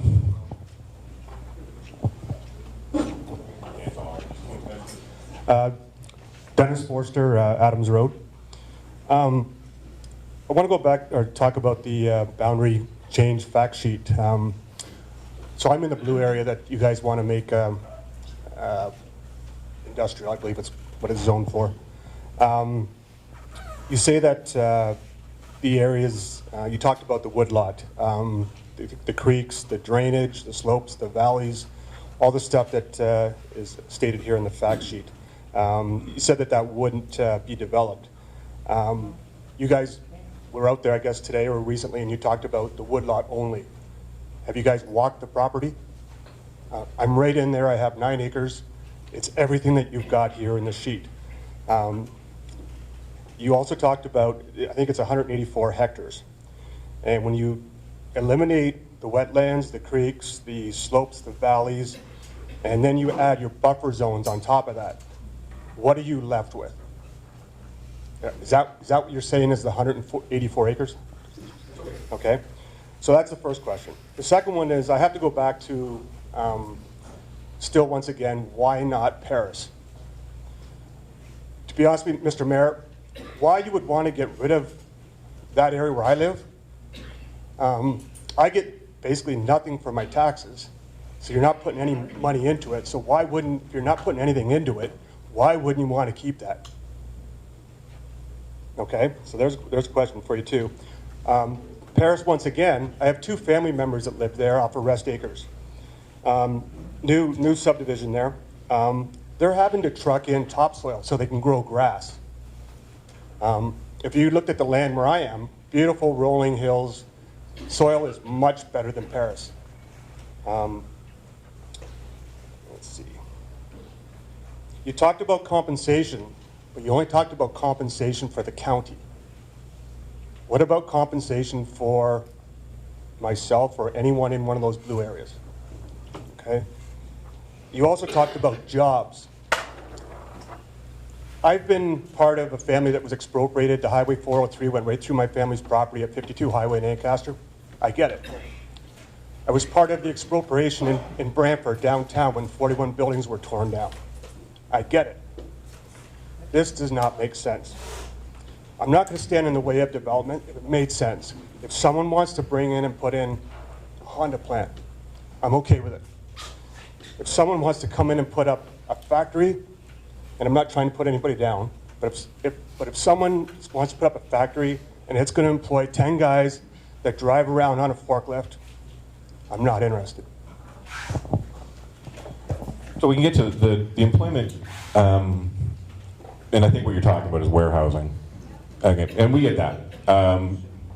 You go through it, a large space, limited employment opportunity, and they do come up, but in the last while, that's not what we've been attracting at all by way of economic development. And both ESA, which is being built right now, German company, and MHT, which we announced just before Christmas, which is a Japanese company, or what we've been able to do, which is advanced manufacturing. The jobs that we're looking for and continue to be, and all of the numbers indicate, have been in a much higher caliber job for about 4 years. We've seen nothing but increases both in hourly wages and others. And I know right now that there is a need for skilled labor within this community that's becoming more and more obvious. So quality jobs are exactly the same thing that we want to be able to have. And that would be our desire for all of our employment opportunities, is to get the right plant. The difficulty is that if you want to be able to attract these companies, you have to be able to show them service land. And we did that in the Northwest in the same way. We put the streets in, we put the fire hydrants in, and we can say this is where you're going to go. And that's what they require to be able to attract them. And we've been doing this a long time. Every community, this happens in every community, it's exactly the same, but that is what is required to be able to get there. Now the first question related to, I think it had a lot to do with the yields in that property. Thank you. Yeah, so we didn't go on properties to determine, the difference between the gross and the net. How we came to those figures, and again, they're very high level, is we started with the county's official plan that identified the natural heritage features. So using our GIS computer programs, we were able to use that base and then apply the 30-meter buffer and determine those areas of the takeaways. Okay, so it's a very high level. It's not, it's not a surveyed exact area, but it gives us a pretty good idea of where it is. So in terms of that property, the Hopewell property, again, it's 174 gross hectares, net 107. Okay, so that takes in the woodlot, the buffer, some of those valley lands, and there's some other features that are identified in there as well.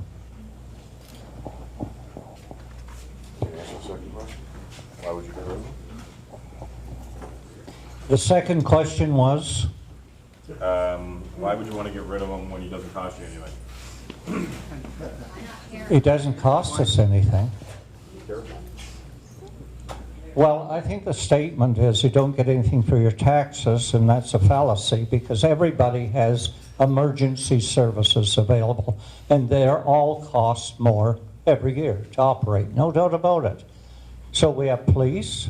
Oh, there's a reduction in OPP this year, that's right, a big reduction. That's only because we've been paying more than our share the last several years. But you get a lot for your services, and if you want a list of the services, we can get them to you. And you get a copy of the budget. Come in and sit on one of our budgets and see what we're supplying. It's unbelievable, but you made this statement, I think, that your land is more productive than the land adjoining Paris. One of the finest beef farms in Brant County is at the junction of 2 and 5. And it's been there for 5 generations.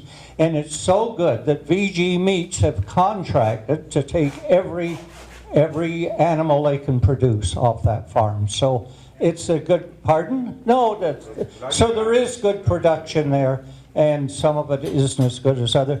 The reason that my council, I can't tell you that was in camera, but one of the reasons is, and this is true, the city and the county, we don't want our urban areas banging against each other.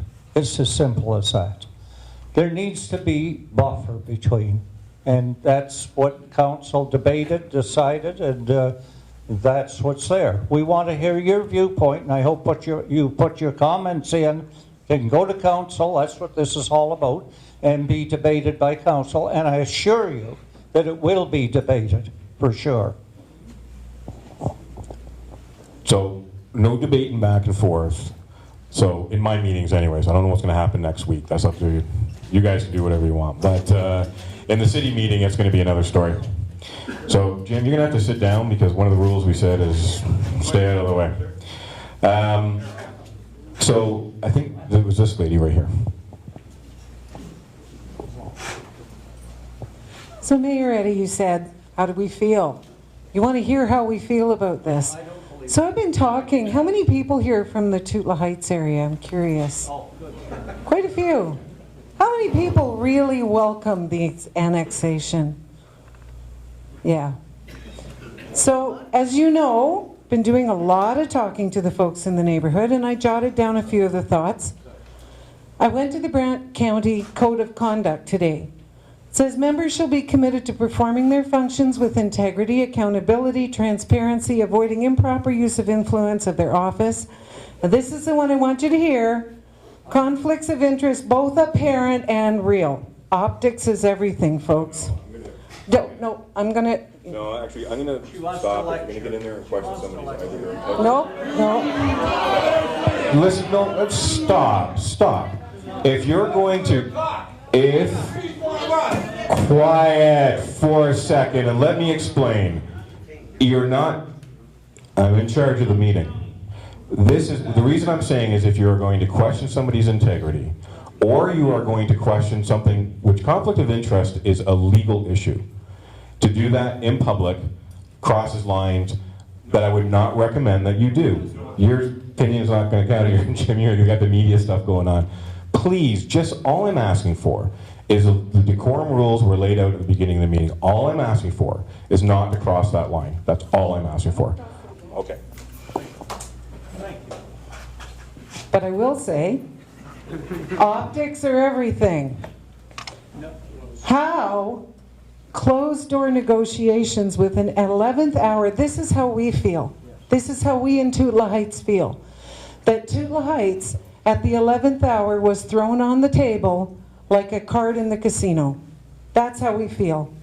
We feel, after seeing maps, and I understand what you're saying, that those are sliding boundaries, but bottom line is, we've been seeing that little tip and those lands for years now, right?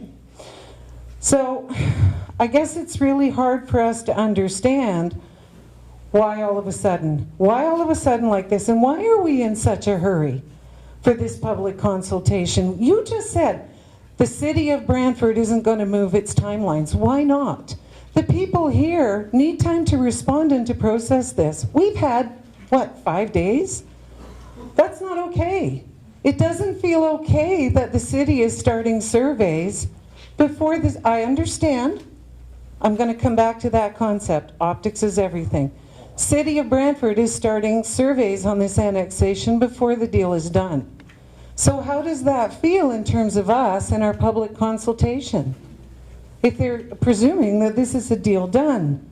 We don't understand how Tootla got thrown on the table. You told me the city asked for Tootla.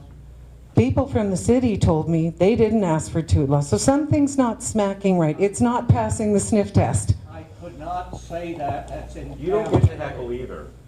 This is true. So hang on. The optics are that the city and the county have acted to please, and I'm not saying you did, but these are the optics. There are very few land developers who are going to get real rich by this, and a very few farmers who will become overnight millionaires. And the cost is going to come from the pockets of the people of Tootla Heights in terms of the loss of our lifestyle, our neighborhood. We're going to lose sale value in our homes. We're going to lose peace of mind as we're going to be living with Walton's mega sprawl in that beautiful development. And with all due respect, Mr. Friel, you talk about estate housing. We've seen Walton's plans. That's not estate housing. It's not. It's not pretty. And we lose our faith in our county government. In all honesty, we feel sold down the river. We feel like we've been good tax-paying citizens and we've been kicked, really kicked. So what do we gain in Tootla Heights? Free library cards from the city. We won't have to pay for those anymore. This does not feel good. This does not feel good. This feels influenced from the outside. Well, so that's where the line is crossed, but this land that we're talking about, particularly in the north, has been discussed for development since 1980. It was actually land that was proposed the first time around to go through it. It has been on the books that long, and we have not veered from the city for that land to come into the city from the beginning of this process, and that's exactly where we've been. There has been no influence in that happening. We've been open, and it's been public information since 1980, and clearly understood to be that. So that is the case. The case of the survey, it was the question that I asked during the council meeting, live television on Tuesday night, was, so are we putting the cart before the horse to do this? The survey that is here is not going to be a survey around the outside. The survey has to be a survey of every single property within that area, because we have to be able to record it, put it into our systems, etc., in exactly the same way. It will take and probably won't be completed till the end of May. Whatever happens in these consultations, lines move, minds move there. The survey will pick up whatever changes come through and any discussions that are had, and then the survey will follow that line that was agreed to following the consultations. It's not bent on, we're not surveying the outside of this, we're surveying the properties. And there's a number that are already in here that we'll start with those because we know that that's a transfer that we've been working towards and it will fit within that area. We'll start with that area. But we also did a survey, we started the survey in the last round, did we not, through the letter of intent? So a lot of the work's already been accomplished by somebody to put it in place, so we're doing that part. The other issues, I'm not going to speak on behalf of county council, and I don't know if I want to put you on the spot again. All right, you're going to come back up? They were very pointed towards you guys, so. What is, you want me to answer? I think it was the sense of being thrown down the river. Oh, well, that's an interpretation by the people. I can understand the reaction in that it's so sudden, and the point is, it's never been on a map before, and then it appears. So naturally, there's a reaction. They have a right for that. And to express it as far as I'm concerned. I have no problem with it, and I don't think any member of county council has. We would ask for the requests that they have to be considered by council, and it will be considered by council, whatever the request or requests are. Simple as that. So I have some views about that. It was an awkward boundary, and we looked at the area of the Kennedy lands. And by the way, this is strange history, because some of this land should have come in the annexation of 1981, but unfortunately the reeve of Brantford Township lived in that area and would not allow it to be discussed, or that's the way I'll interpret it. I'll get in trouble for that one too, probably. But that's the truth. The city should have taken some of the lands to the south, because I think they unbalanced the municipality and they kept going to the north, and that's still a case. But look at it, that finger of land sticking up. Is that, well, you interpret it. I know how I interpret it. So we've got about 10 minutes left, and I know that I'm going to come to you, and then I'll come to you, sir, so we can try and, I know there's a couple other hands that have come back up, but I want to try and get first-time users there. Thanks, Chris. My name is Patty Perkins Hurley. I have lived looking out over what's called the Hopewell lands now for almost 30 years, and I will be beside what is the proposed new residential area. I have a comment and I have a question. My comment is, why can't these demographics show the environmental buffer? I think it would help reduce the alarm that we're all feeling. These forested areas that we're speaking of. If we could see those on these maps, it might make us all feel just a wee bit better. My second question is regarding the corridor for the 424. I'm just wondering what kind of impact that has on that. Where is that proposally going to be shifted to? Because where I thought it was once going to be, this is right up the middle of it. So those are my two questions, and thanks for your time.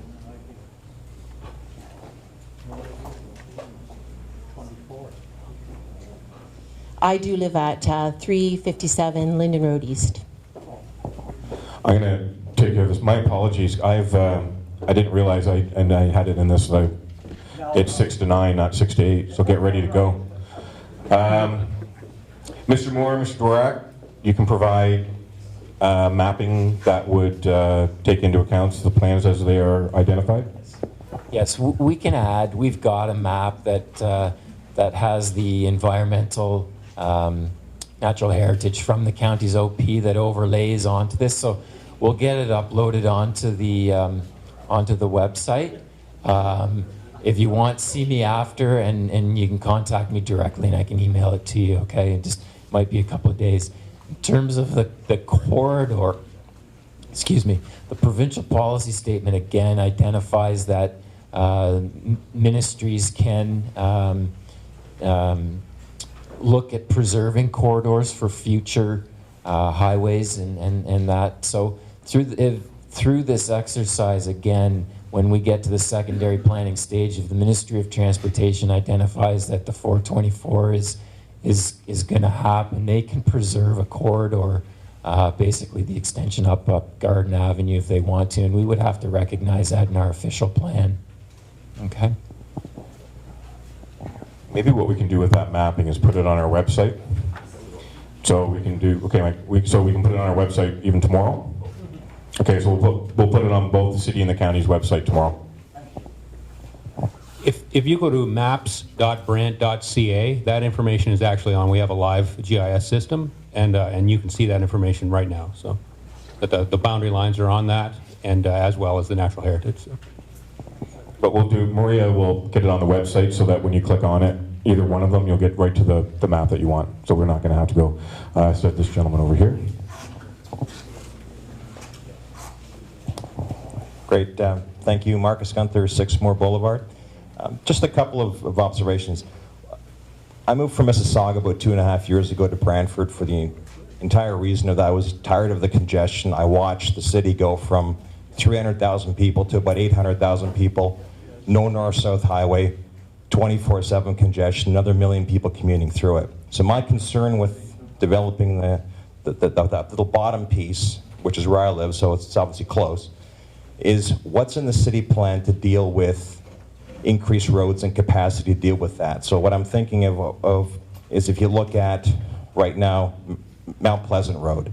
In the 2 years I've lived in the Westlake area, it has gotten noticeably busier. There's accidents on Conklin. And if you look at my neighborhood, you look at 5:30, 6 o'clock in the morning, you see the garage doors open, the cars come out. Where are we all going? The GTA. So how do we get from that to the highway? And is there an expansion? And in terms of the land, the north, are there some plans for some north-south roads that can handle the kind of volume when you start putting in the neighborhoods up top? Because you just talk to anybody in Oakville about the development of, north of Dundas, they're all scared about that. What now takes them 20 minutes to get to the GO train will take them 40 minutes. So what's happening in terms of that and that kind of density? And the one thing I was glad to hear is that we're going to try to preserve the character of that neighborhood, because my concern is right now we've got country lots. It's a historic area. That's what drew me here. If we now get to the same thing we have in Charlotte Lane where we have 35-foot lots, I look at some of the things that have been thrown out there. There's 200 homes, there's 300 homes, 400, whatever the number is. You put in 400 homes, to me, that's 1,200 people, that's 800 cars. If you don't put any bylaws in, people will be renting their basements, add another 1,000 people. Where are those thousands of people going to get to a highway or GO train? And in terms of the growth, just from how I've grown up, if you put a highway into Cambridge, we expand the 403, you put a GO train in, Brantford could be 250,000 people in a heartbeat. Just talk to somebody who grew up in Milton. Oh yeah, I know. I've seen Milton. I know Gord Krantz, and I've seen some of what's happened in Milton. So the congestion issue is one that we're already starting to address. This stuff takes long-term planning, particularly for traffic corridors. Environmental assessments leading up to it, etc., get to be complicated. The discussions I'm about to talk to you about are going to go through exactly this kind of process and will be very heated in the discussions. They always generate that kind of discussion for congestion. There's been the proposal of discussions for County Road 18.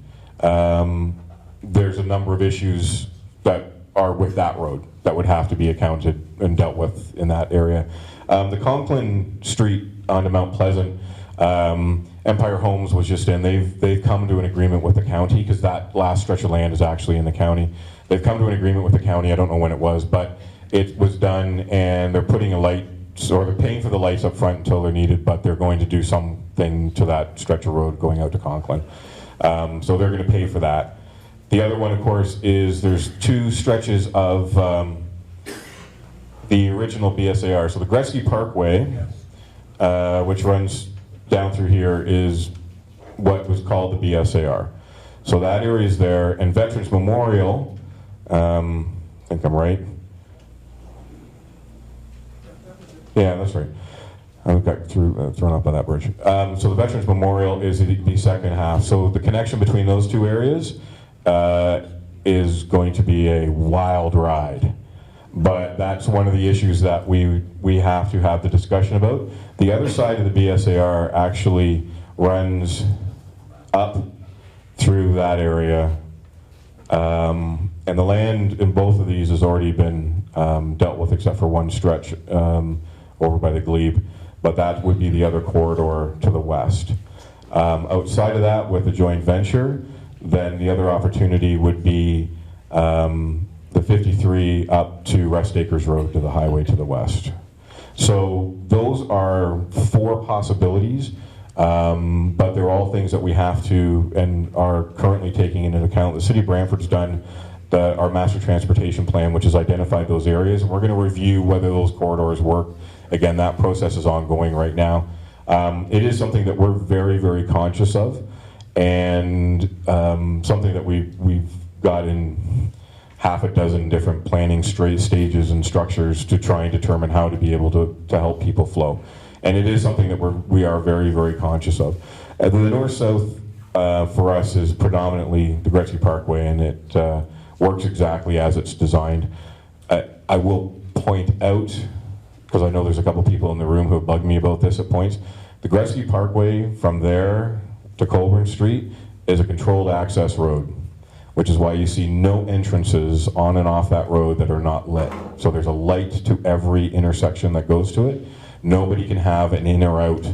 So just keep that in mind when the guys at Linden Park Mall start complaining that they don't get their right in. But we don't allow any road or any access to any business that's not controlled by a light on the Gretzky Parkway.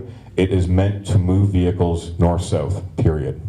That's what it's designed for, and we're not going to break from that. The second we break from that and we slow that road down, or we create congestion for vehicles, it's no longer effective in its format.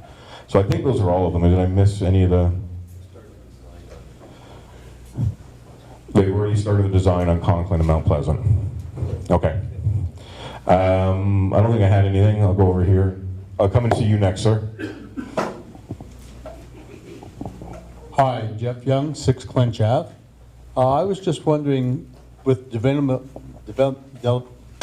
charges that the builders pay, are they going to pay 100%? What's happened is you're spending all over the place, and your taxes are going to go sky high because Shellard's Lane, they build one school and it's full before it's done. Now you're building more. So you're looking another high school, Catholic, all the schools in there, plus the other side. And then the Phelps Road, it's a valley. And when they're doing that, it was supposed to be a retention pond of 5 acres. And now you can't have sewers. So what's going to cost to pump that out? So all these little things that you're adding, another fire station up in that end of town, buses, like, sure, they come in and go out, but we got to pay for it all because they go in and sell. And it's the same as the north end. That's fine, it's all going to be houses, but it's all going to be commuters going the other way, because you have complaints now about getting out of West Brant because it takes 15 minutes to go across town. You're not going to sell them in West Brant because you're going to go on that end because you're going to save yourself 15 minutes. I'd just like to know, in transportation quarters, when they did the last one, went to the meeting for it, what are you doing with Mount Pleasant Street? Well, we're not doing with anything yet. And I said, well, you're building all these new houses. It's all right, it's in the county, it's got nothing to do. No, when we did the one for the city, I have a house on Mount Pleasant Street, you can't get out in the mornings, back out onto the road. I said, are you gonna widen it? No. I said, well, with all the extra houses going in on Shellard's Lane, well, that doesn't matter. Boundary for the city is at the bottom of the hill. That's county, we don't have to worry about that. So you go to these meetings, you say, what about this? Well, that's not part of our problem. But the next minute, you turn around, well, now I got 1,200 houses plus, and you can't get out of West Brant without going down on Pleasant Street or Shellard's Lane. And you're putting that many more houses in, and then try and get across over by Fresco to go down Colburn Street. You might have to remind me of the first part. The road question is actually a good one, and part of this discussion that we've been having for the last 13 years has been related to boundary roads. And boundary roads are all the roads where we meet with the county. So Powerline Road currently is a county road. It literally, people think it's the yellow line that divides it. It's actually the ditch on the city side. It's all county road. So the entire stretch of it is a county road. It is at, and this is nothing derogatory to the county, it is at a standard that is not urban. It is a rural road, but it's not urban, and it's an urban need road. And we've identified that for a long time. In all of these discussions, so this area here is one, this area over here is another. All of these roads are boundary roads, and they come, every boundary road here, and you saw that in the presentation that Paul made, every boundary road comes into the city's area of jurisdiction, every one. So there's not going to be any confusion about it. So even the Governor's Road area that comes in through here, because you've got Park Road North, which runs up to that intersection, you've got King George Road, which runs up here, that area, that road will be managed by the city. And it will hit urban standard that goes along with all of those elements. Sorry, and the first question, just remind me, the first thing that you were talking about, how to pay for it. So development charges were put in place by the province of Ontario I don't know how many years ago. When did development charges come in? Development Charges Act first time around? Late 80s. So the reason that we put it in place, 91, Wolf, is that gonna? All right. Sorry, I should put this down. I'm gonna blind somebody if I touch the laser button. Let me get rid of this thing. So development charges came in because municipalities had difficulty being able to pay for it. So what happens is when you had growth, it was the current taxpayers that were paying for future taxpayers. So you were always a step behind in what you were doing. Development charges allowed municipalities to charge the developer to create the property that they were going to build. And the development charges carries on, and Paul can talk more about this, the specifics of it. But development charges, the philosophy is, I sit on the AMO board, which is the Association of Municipalities of Ontario, LUMCO, which is Large Urban Mayors. Now I'm sitting on the Southwest Mayors. The policy standard is growth pays for growth. That's what we do everything for. There are developers in this room who hate this question because they pay for it, but growth pays for growth. So we go into the north and you start to develop those roads, start to develop all of the other areas, growth pays for growth. And that means the development charges, the fees associated with it, etc., are paid for by the developers. Where you get into, when it starts to change, is once you get a neighborhood that's developed, an area, well, we're down into Shellard Lane. Now you get into those areas when they start to develop, and then you start having services that come into that, that is new because it's new. So the development pays for it up to that point, but then there's always going to be a cost associated with it afterwards. What value do you get in the Shellard Lane area is based on is anybody living in Shellard Lane? Well, that's fascinating. I think at least one. Close enough? Well, not on Shellard Lane, but in that side of the... Wow, you guys stacked this meeting, eh? How many people were from Tootla Heights? Let's do that one. Oh, yeah, okay, never mind. Okay. So, well, the other thing about schools is we don't position schools. That's the Board of Education. The problem is your taxes going up because they go in and drop that many houses. And all of a sudden, like in Shellard's Lane, they built a new Ryerson, they closed the old one, and it was overhead before. Actually, education taxes have been going down the last couple of years because of the province. It's true. And ours are, we do basically the rate of inflation. That's what most municipalities are working towards right now. We're not adding programming or services or anything like that, and generally the taxes will pay off and cover the next part. If you take this all over, there's been this big in West Brantford, new water tower. Will it move? No. I'm looking for the guy who's going to end up having to deal with it. He knows it better than I do. Could you get moved farther out, higher up on the hill? Larry, Now we own the property. this is a question about the water tower. You stick it way up the far end in Shellard's Lane, provide all that. Well, maybe what you can do is you talk to Larry Kings afterwards. You see this gentleman? Yeah, he wants to deal with you. There's a gentleman over here. What am I not to touch? Just try and keep your hand up here or right on the bottom. That's what I'm doing. Good evening. Can you hear me? Okay. My name's Rick Carter. I live on Darvin Road, which is currently in Brant County. and I hope it stays that way.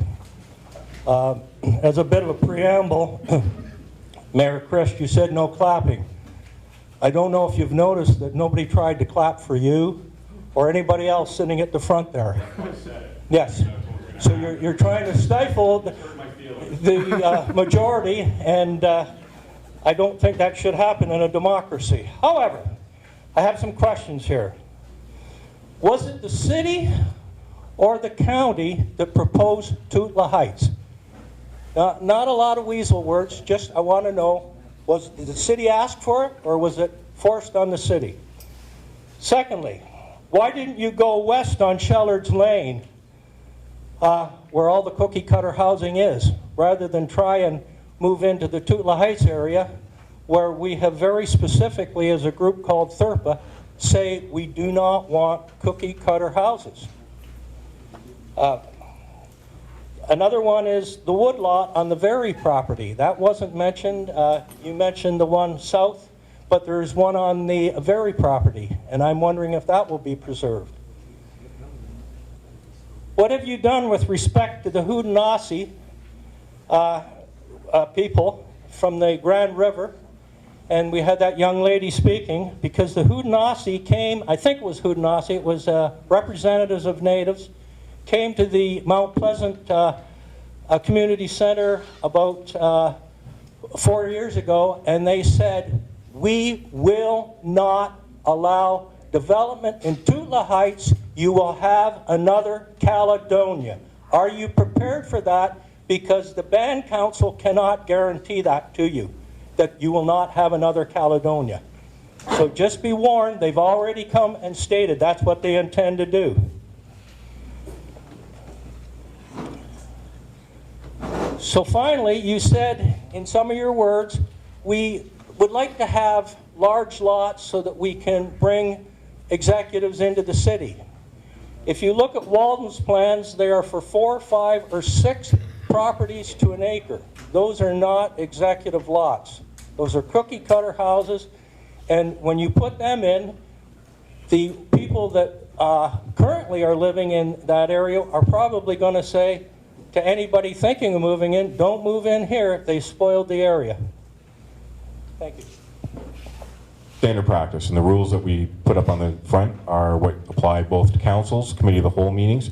They are based on rules from even Robert's Rules of Order. They're designed to be able to accommodate as many people talking as possible. One of the rules, or one of the lines in there, is you have to stick to the discussion at hand, things like that. That's all that we're looking for. The reason that there's no clapping, etc., is because there are differences of opinion in this room. Although a lot of you have the same opinion, but there are differences of opinion in this room.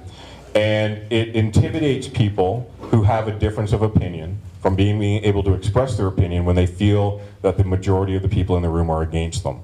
And that's why we ask not to do that, so that everybody in the room feels comfortable enough to be able to ask questions and be involved. That's why it's done. And this is a very standard practice on how things function. Who the city and the county proposed Tootla Heights as part of the annexation? I said at the beginning that when we went through this, when we were told no Paris, staff were told to go around and look around the outside of the city. That was the one that was identified. We proposed it to the county. And I said that at the beginning of the meeting. We proposed that to the county, and the county accepted it. That's where it was. So there isn't anything, it wasn't, you know, it wasn't forced on us, and we didn't force it on the county. That was a compromise proposal that we put forward. But I did say that at the beginning of the meeting, and that's the case. So there isn't any, I'm not sure where this came from, and I can't say I've read all the articles, but I'm not sure where this came from, where it was the counties forced it on the city said this, we demand that this is it was a compromise position. We were looking for land that was developable, that could meet and achieve or accommodate that area to the east of Gulf Road that now became industrial employment lands. That's what we were looking for. Why didn't you go west on Shellard's Lane? And I was thinking, that's Shellard's Lane and that is west. That's already developed. Land that's ready to be developed. I mean, where they haven't developed yet. There's a lot You mean there? That land to the west? You're talking about the other side of the development?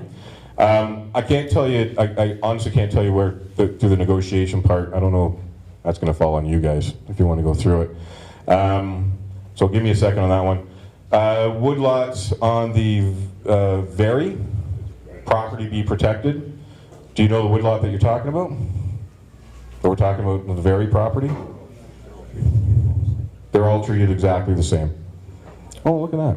Okay, which one are we talking about then? Because if you're looking at that, yeah, actually, you can take a look at this map afterwards. It clearly shows them, all the woodlots in that area. There's a third one actually, isn't there? Okay. You got the west of Shellard?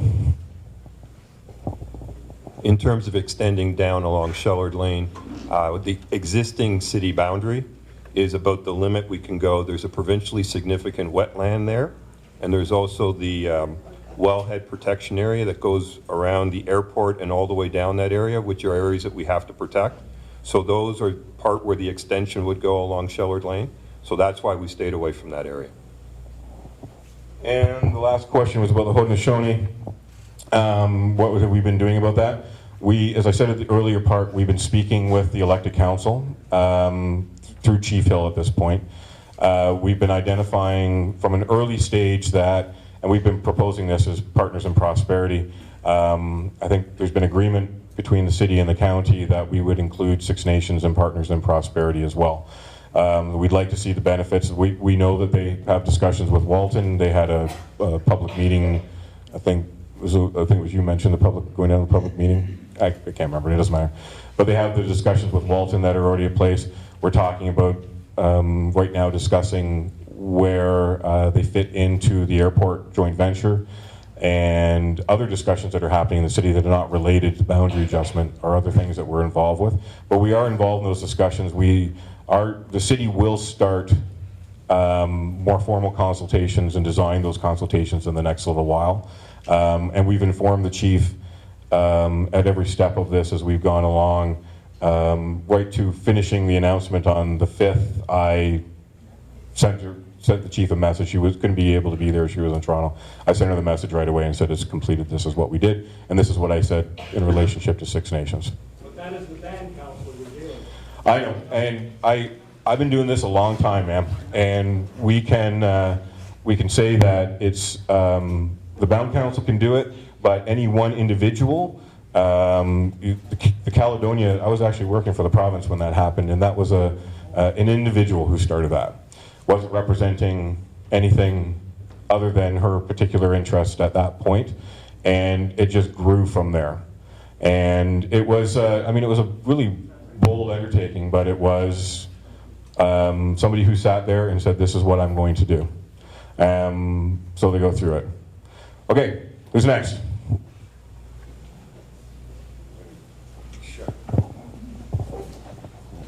Thanks. Will Fogeveen. I live in the north end, so the Tootla Heights area doesn't so much affect me. Now, I guess, in all due respect, growth is good, right? Progress and growth is good. I'm wondering whether a compromise solution that could be considered is that those lands in the south here that were previously considered part of the plan and shown on maps, which I think comprise the Kennedy and the Long properties sort of through there.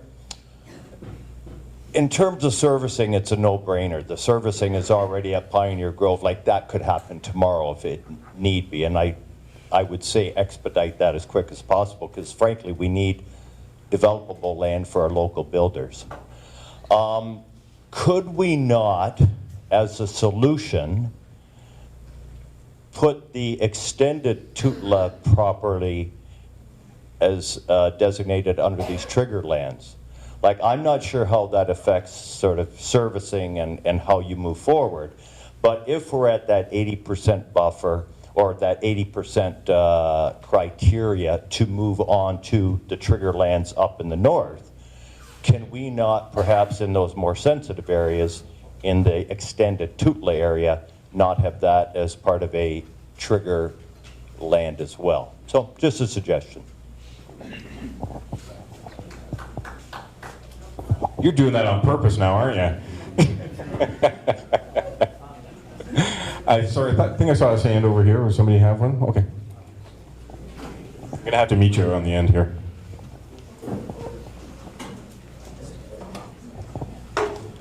Scott McCormick, 645 Powerline Road. I guess the question just directed to the city. How will the city deal with large acreage property owners if they choose not to sell to developers? Will they expropriate, especially if that choice would interfere with the larger program of maybe roads or sewers going through? And if the answer is no, you won't expropriate, will you actually put that in writing in the agreement? All right, that's technical, so I'm going to rely on you thinking it through. The city can't make anybody develop their property. We can provide them with that opportunity, but it's up to the property owner whether they want to develop or not. So if the abutting properties wish to develop, that could happen. And if an individual wanted to sit there and not develop, that's fine. But that's if you answer the question, would you put that in writing that you would not expropriate? We don't have to put that in writing to say we're not going to expropriate. The rules of expropriation are pretty clear. We've gone through it. But, and one of the things I should highlight, because this sort of brings it up, is we also have to remember the fact that this is a governance adjustment, not ownership. So we don't own, well, the city actually does own the Spearenburg Farm, which is in the north off Powerline Road. So I can't remember how many acres is in there, but that would be the only thing that we own. Everything else here is a discussion around governance. So the line moves, and then we deal with governance. Inside of all of this area, these properties are individually owned. And that is a different position. We can't tell somebody to sell it. We can't tell somebody how to develop. Well, we can, yes, we can tell you how to develop your property. But that's based on the Planning Act. But somebody's interest, if they want to, they're going to live in their farmland for the next 3 generations and farm it, that's not within our ability to be able to say, no, you can't do that. That's your property. So we're not owning anybody's property once this comes through. We're governing it. And that's the extent of it. And I think that's important to identify. Sandra, go, because you're first.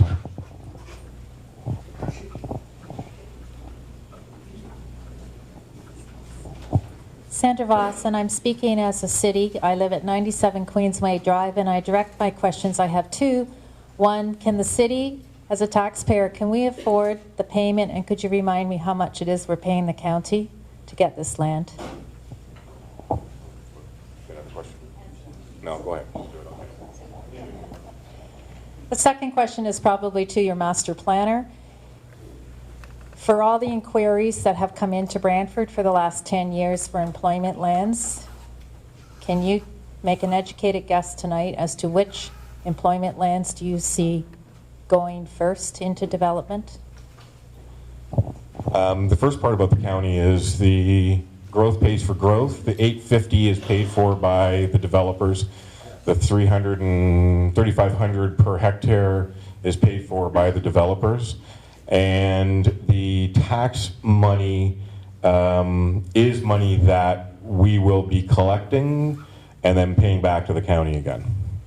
So in effect, as a taxpayer, can the taxpayers afford it? Absolutely. The taxpayers aren't paying for this boundary adjustment. So that part is absolute. The second question. Yeah, what? Thanks. My best guess, probably the employment area on the east side of Garden Avenue in the area of Hopewell would go first. In the northwest, services need to be extended to those lands from the south side of Highway 403 already in the city. So there's quite a substantial amount of work that needs to be done to bring services from the city into the north and then into that new employment area on the west side. So the Hopewell area is a little bit easier to service, so you probably see that come in first.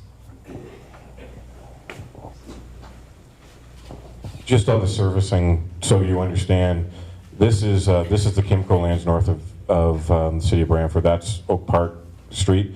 Our servicing currently goes to about there. We just opened up Giza's building adjacent to this, and MHT is going on the other side, but we just put in a corridor to open that up for servicing because of identifying being able to move north. So the servicing would have to move from here, probably up to Oak Park, to the power line road, and across. So that has to be developed. This area has to come across from Garden Ave. That's why he would suggest that that area will go first. Just there's 3 to 5 years worth of activity that's going to be in this area before we see any other development, before it happens. Residentially is a different story. You've got between Park Road North, King George Road, both of which can be used, both water and sanitary are within a reasonable distance. So anybody who's doing home building and residential building in those areas, pretty much adjacent in that area, will have a quicker opportunity to be able to develop those lands. What time frame, I can't tell you, because you got to deal with banks and all of the other stuff, and it's going to plans of subdivision, and they're going to have to spend all their time putting all of that together. So even in the north residentially, you can be 3 to 5 years before you would see anything happening. And we've identified that. That's part of the plan. We recognize it. Anybody else?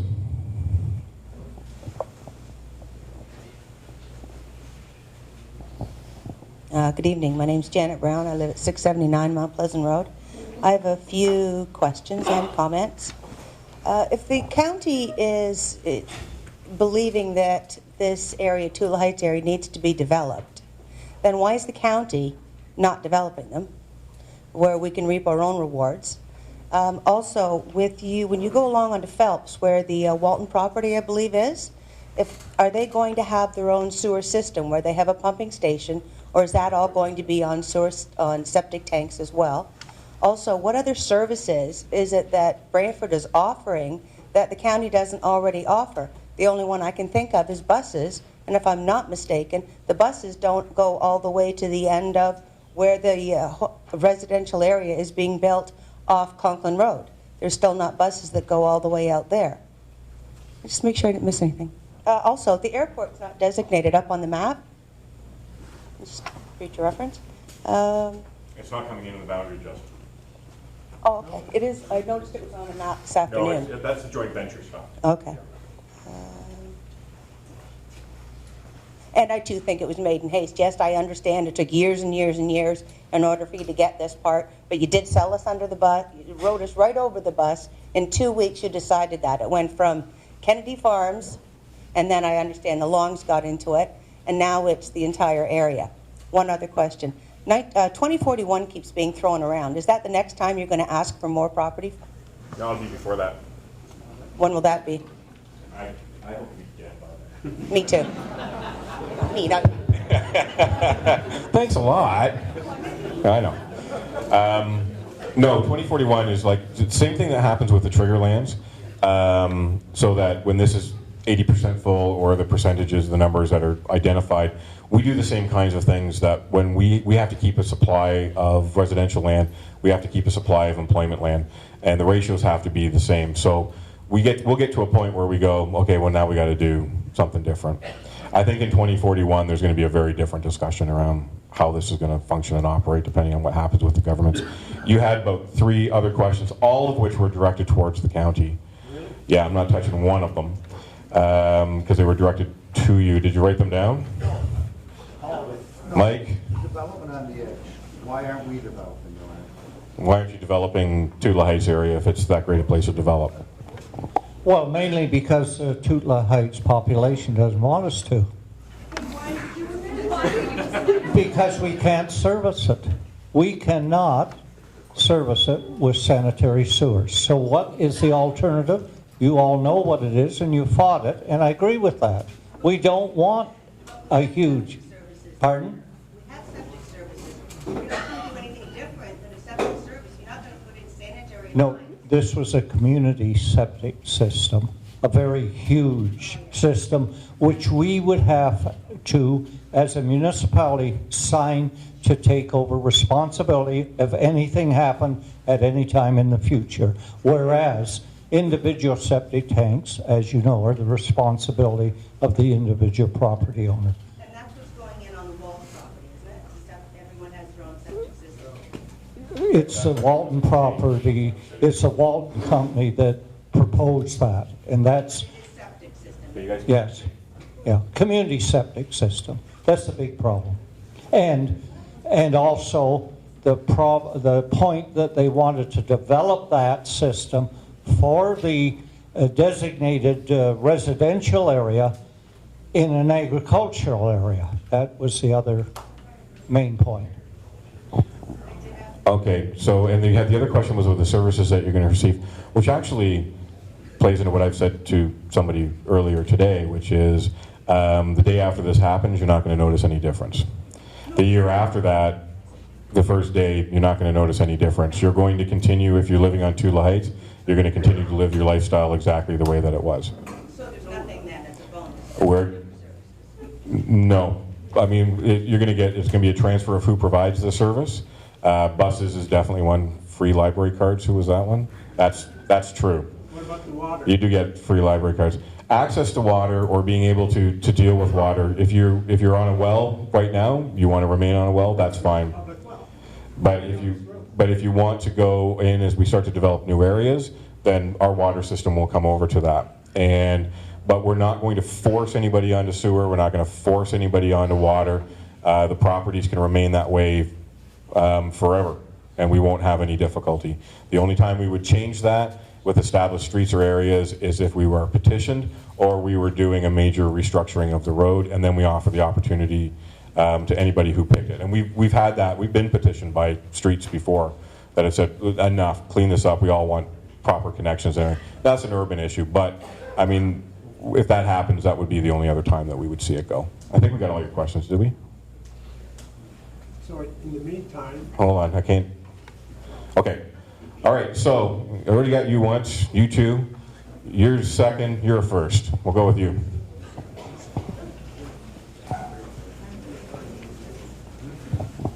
Rick Johnston, 18 Rose Hill in the Tula Heights area. You just answered a question about, Mayor Eddy answered the question about the Walton Group and saying that Tula Heights area didn't want high density, the communal septic system. Okay, we didn't want that.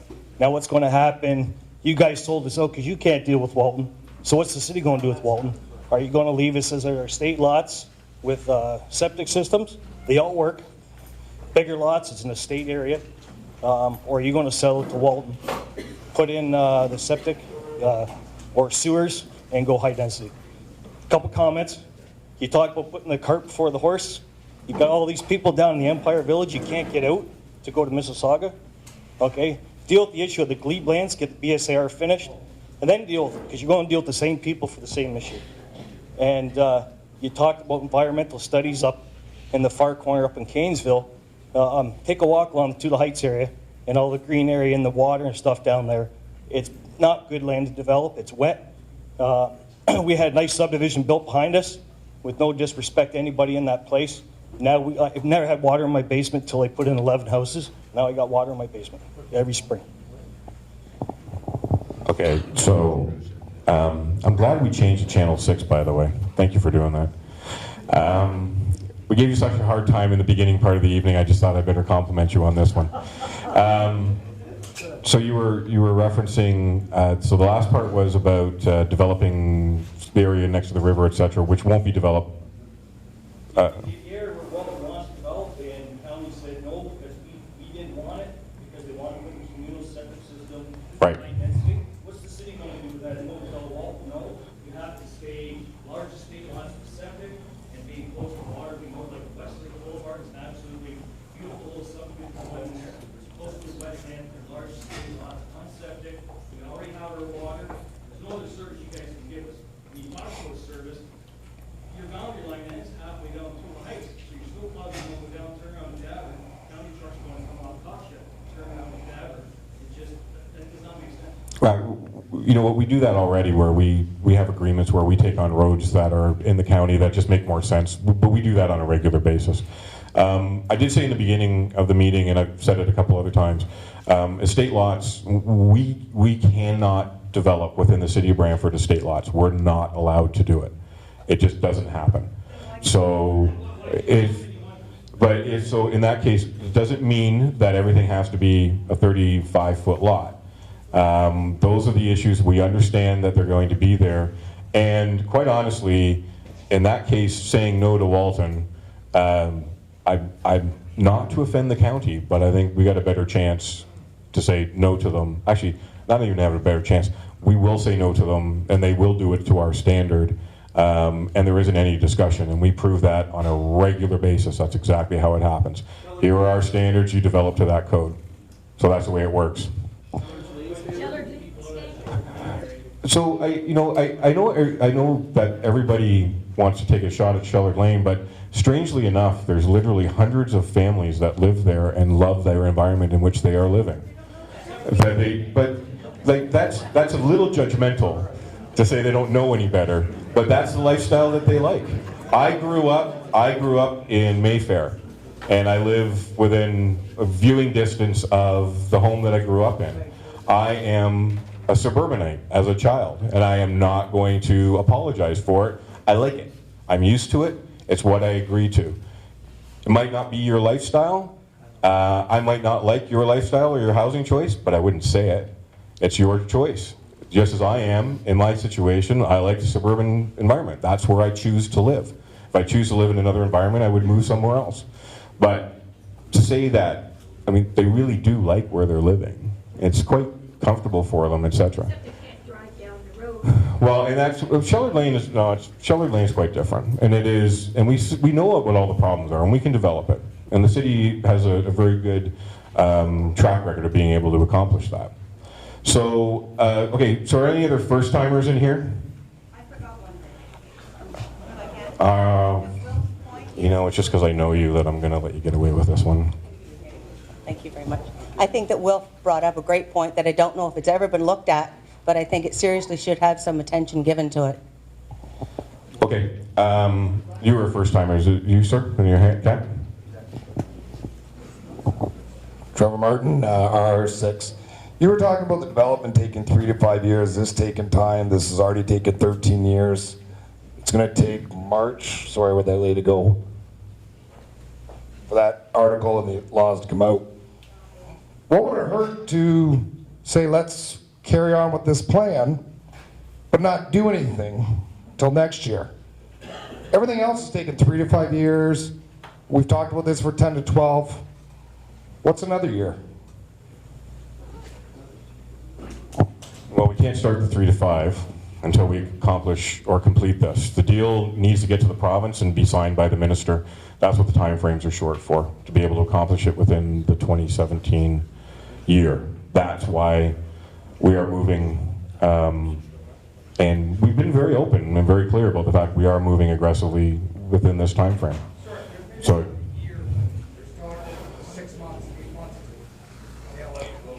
like the steps that were put out, that Paul put up in the presentation, are done to meet the targets that also apply to meeting the province's targets, because we have to submit all of this and they have to sit down and go through and review all of it before the minister even signs it. The timeframes are not, the timeframes are tight because of that. That's where it is, and it's just a matter of being able to put things together. Other comments, but like the comment that was made here, Will's comment, all of those things, all of it's being recorded and taking place.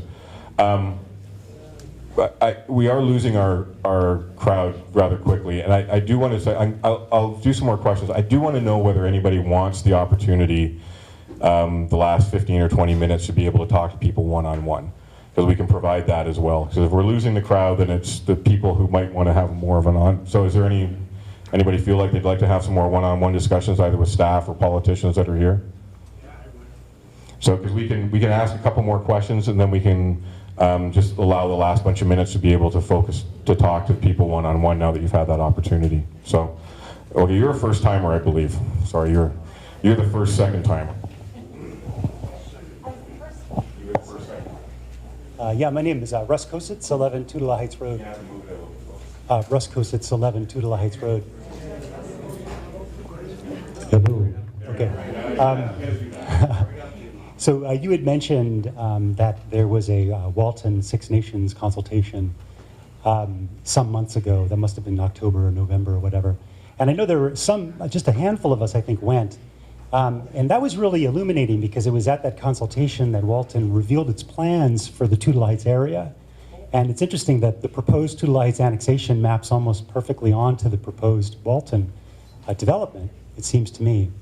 And so it's interesting that just in terms of the numbers that have been proposed, I've heard the number 200 thrown out there, but it turns out that according to at this consultation, Walton said that there would be between 500 to 600 houses.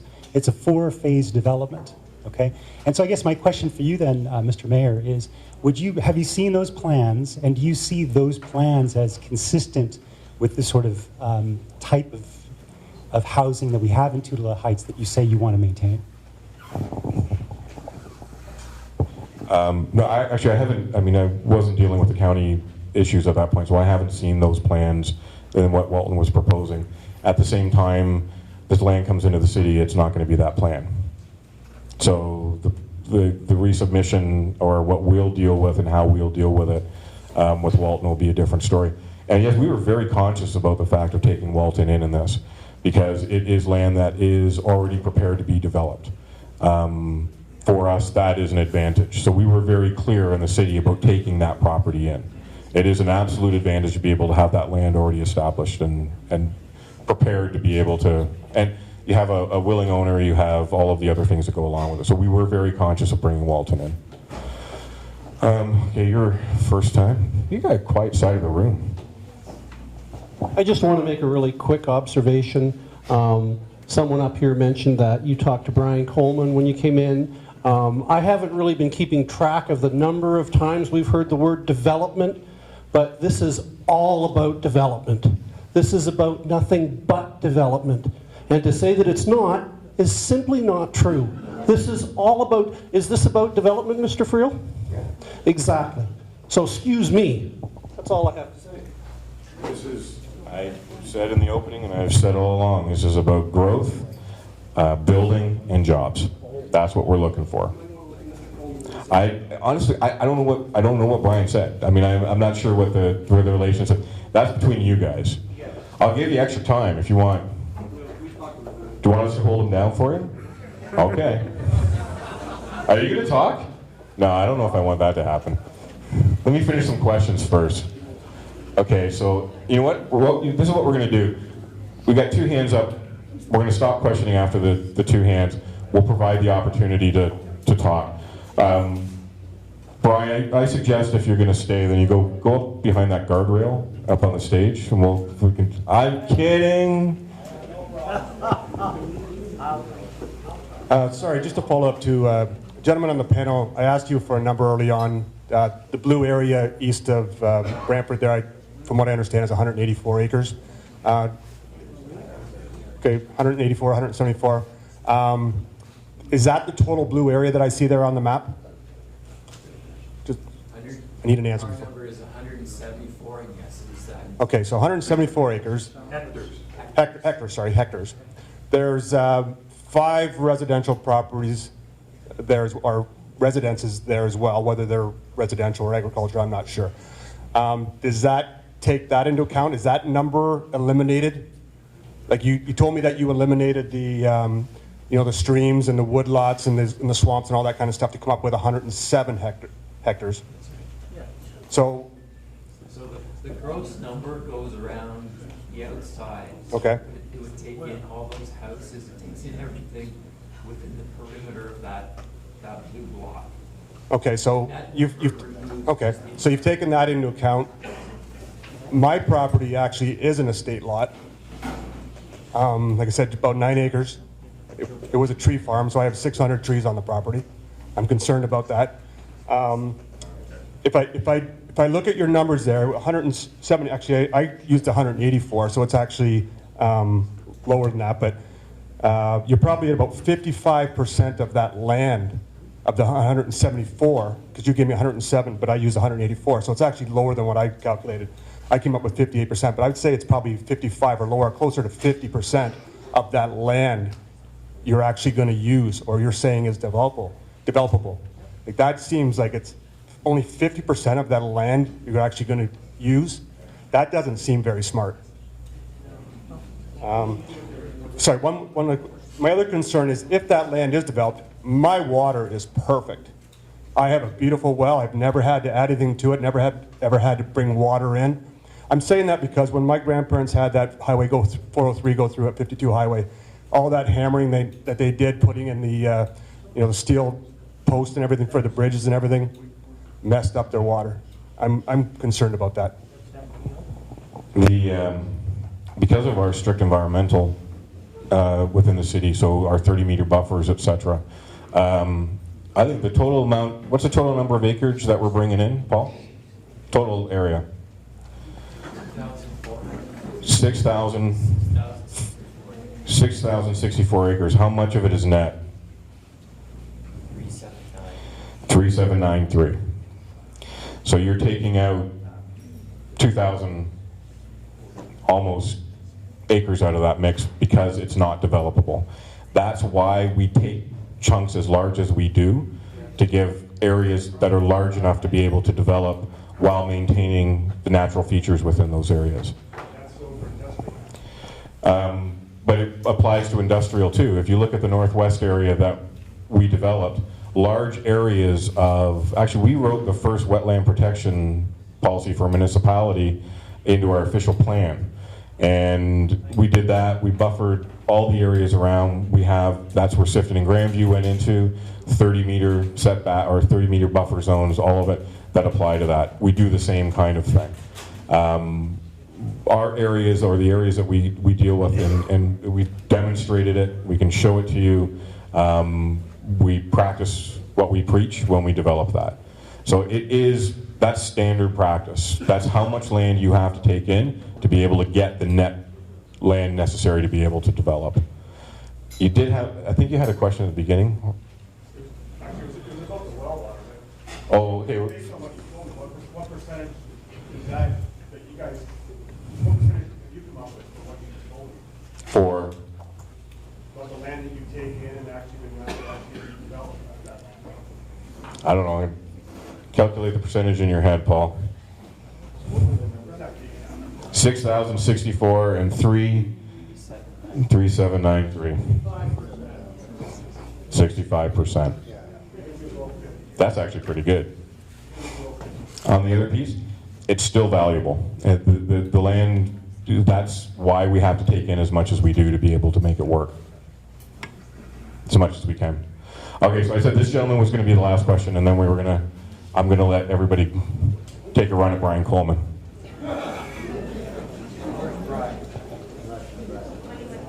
Adam Harms again from Phelps Road. I just wanted to ask this, so we haven't sort of got onto this yet. Sorry? Oh, okay. Just if you could speak a bit to the implications for, I guess, all the land on the Tutela Phelps block outside of the lands that are proposed to be transferred to the city.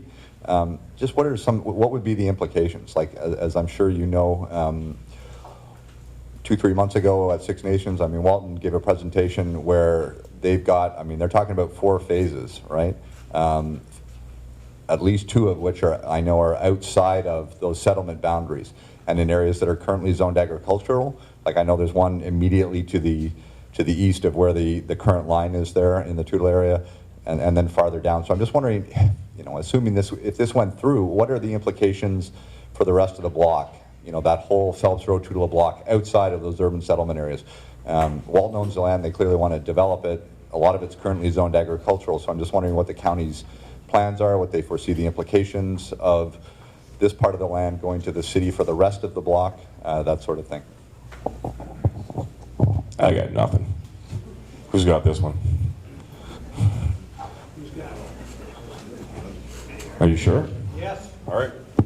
If the land is designated agriculture, it stays agriculture and is protected by the province of Ontario. So we're told continuously it cannot be changed. And I can't understand why Walton was so stupid to buy a lot of agricultural land, because it is protected as it is.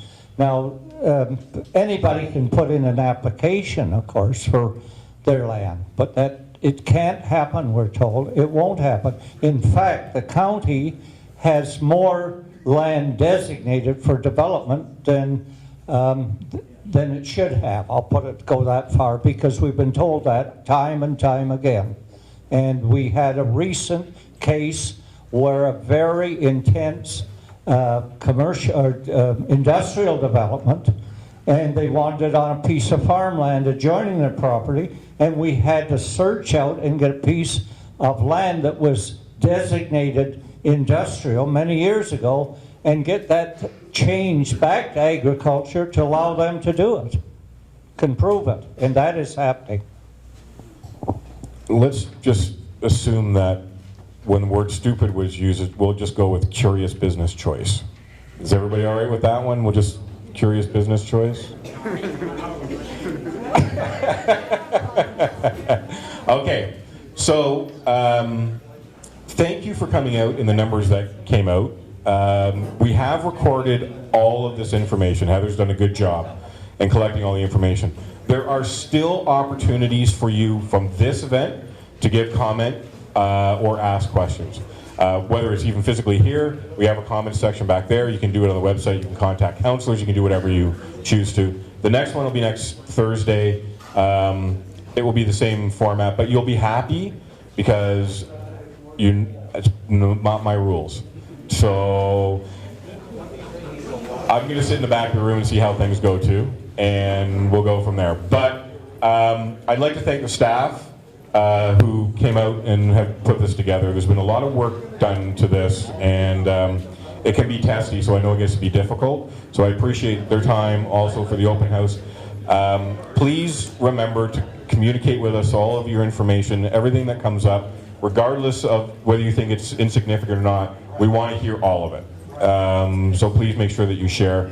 Thank you for coming. We will stay here, both staff and politicians, to answer any questions directly or one-on-one for anybody.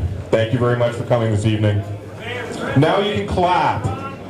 Now you can clap. Thank you very much.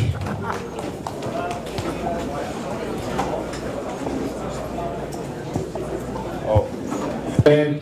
And drink coffee and cookies on the way out. Fill your pockets with cookies and take a coffee for the ride home, please. Enjoy it.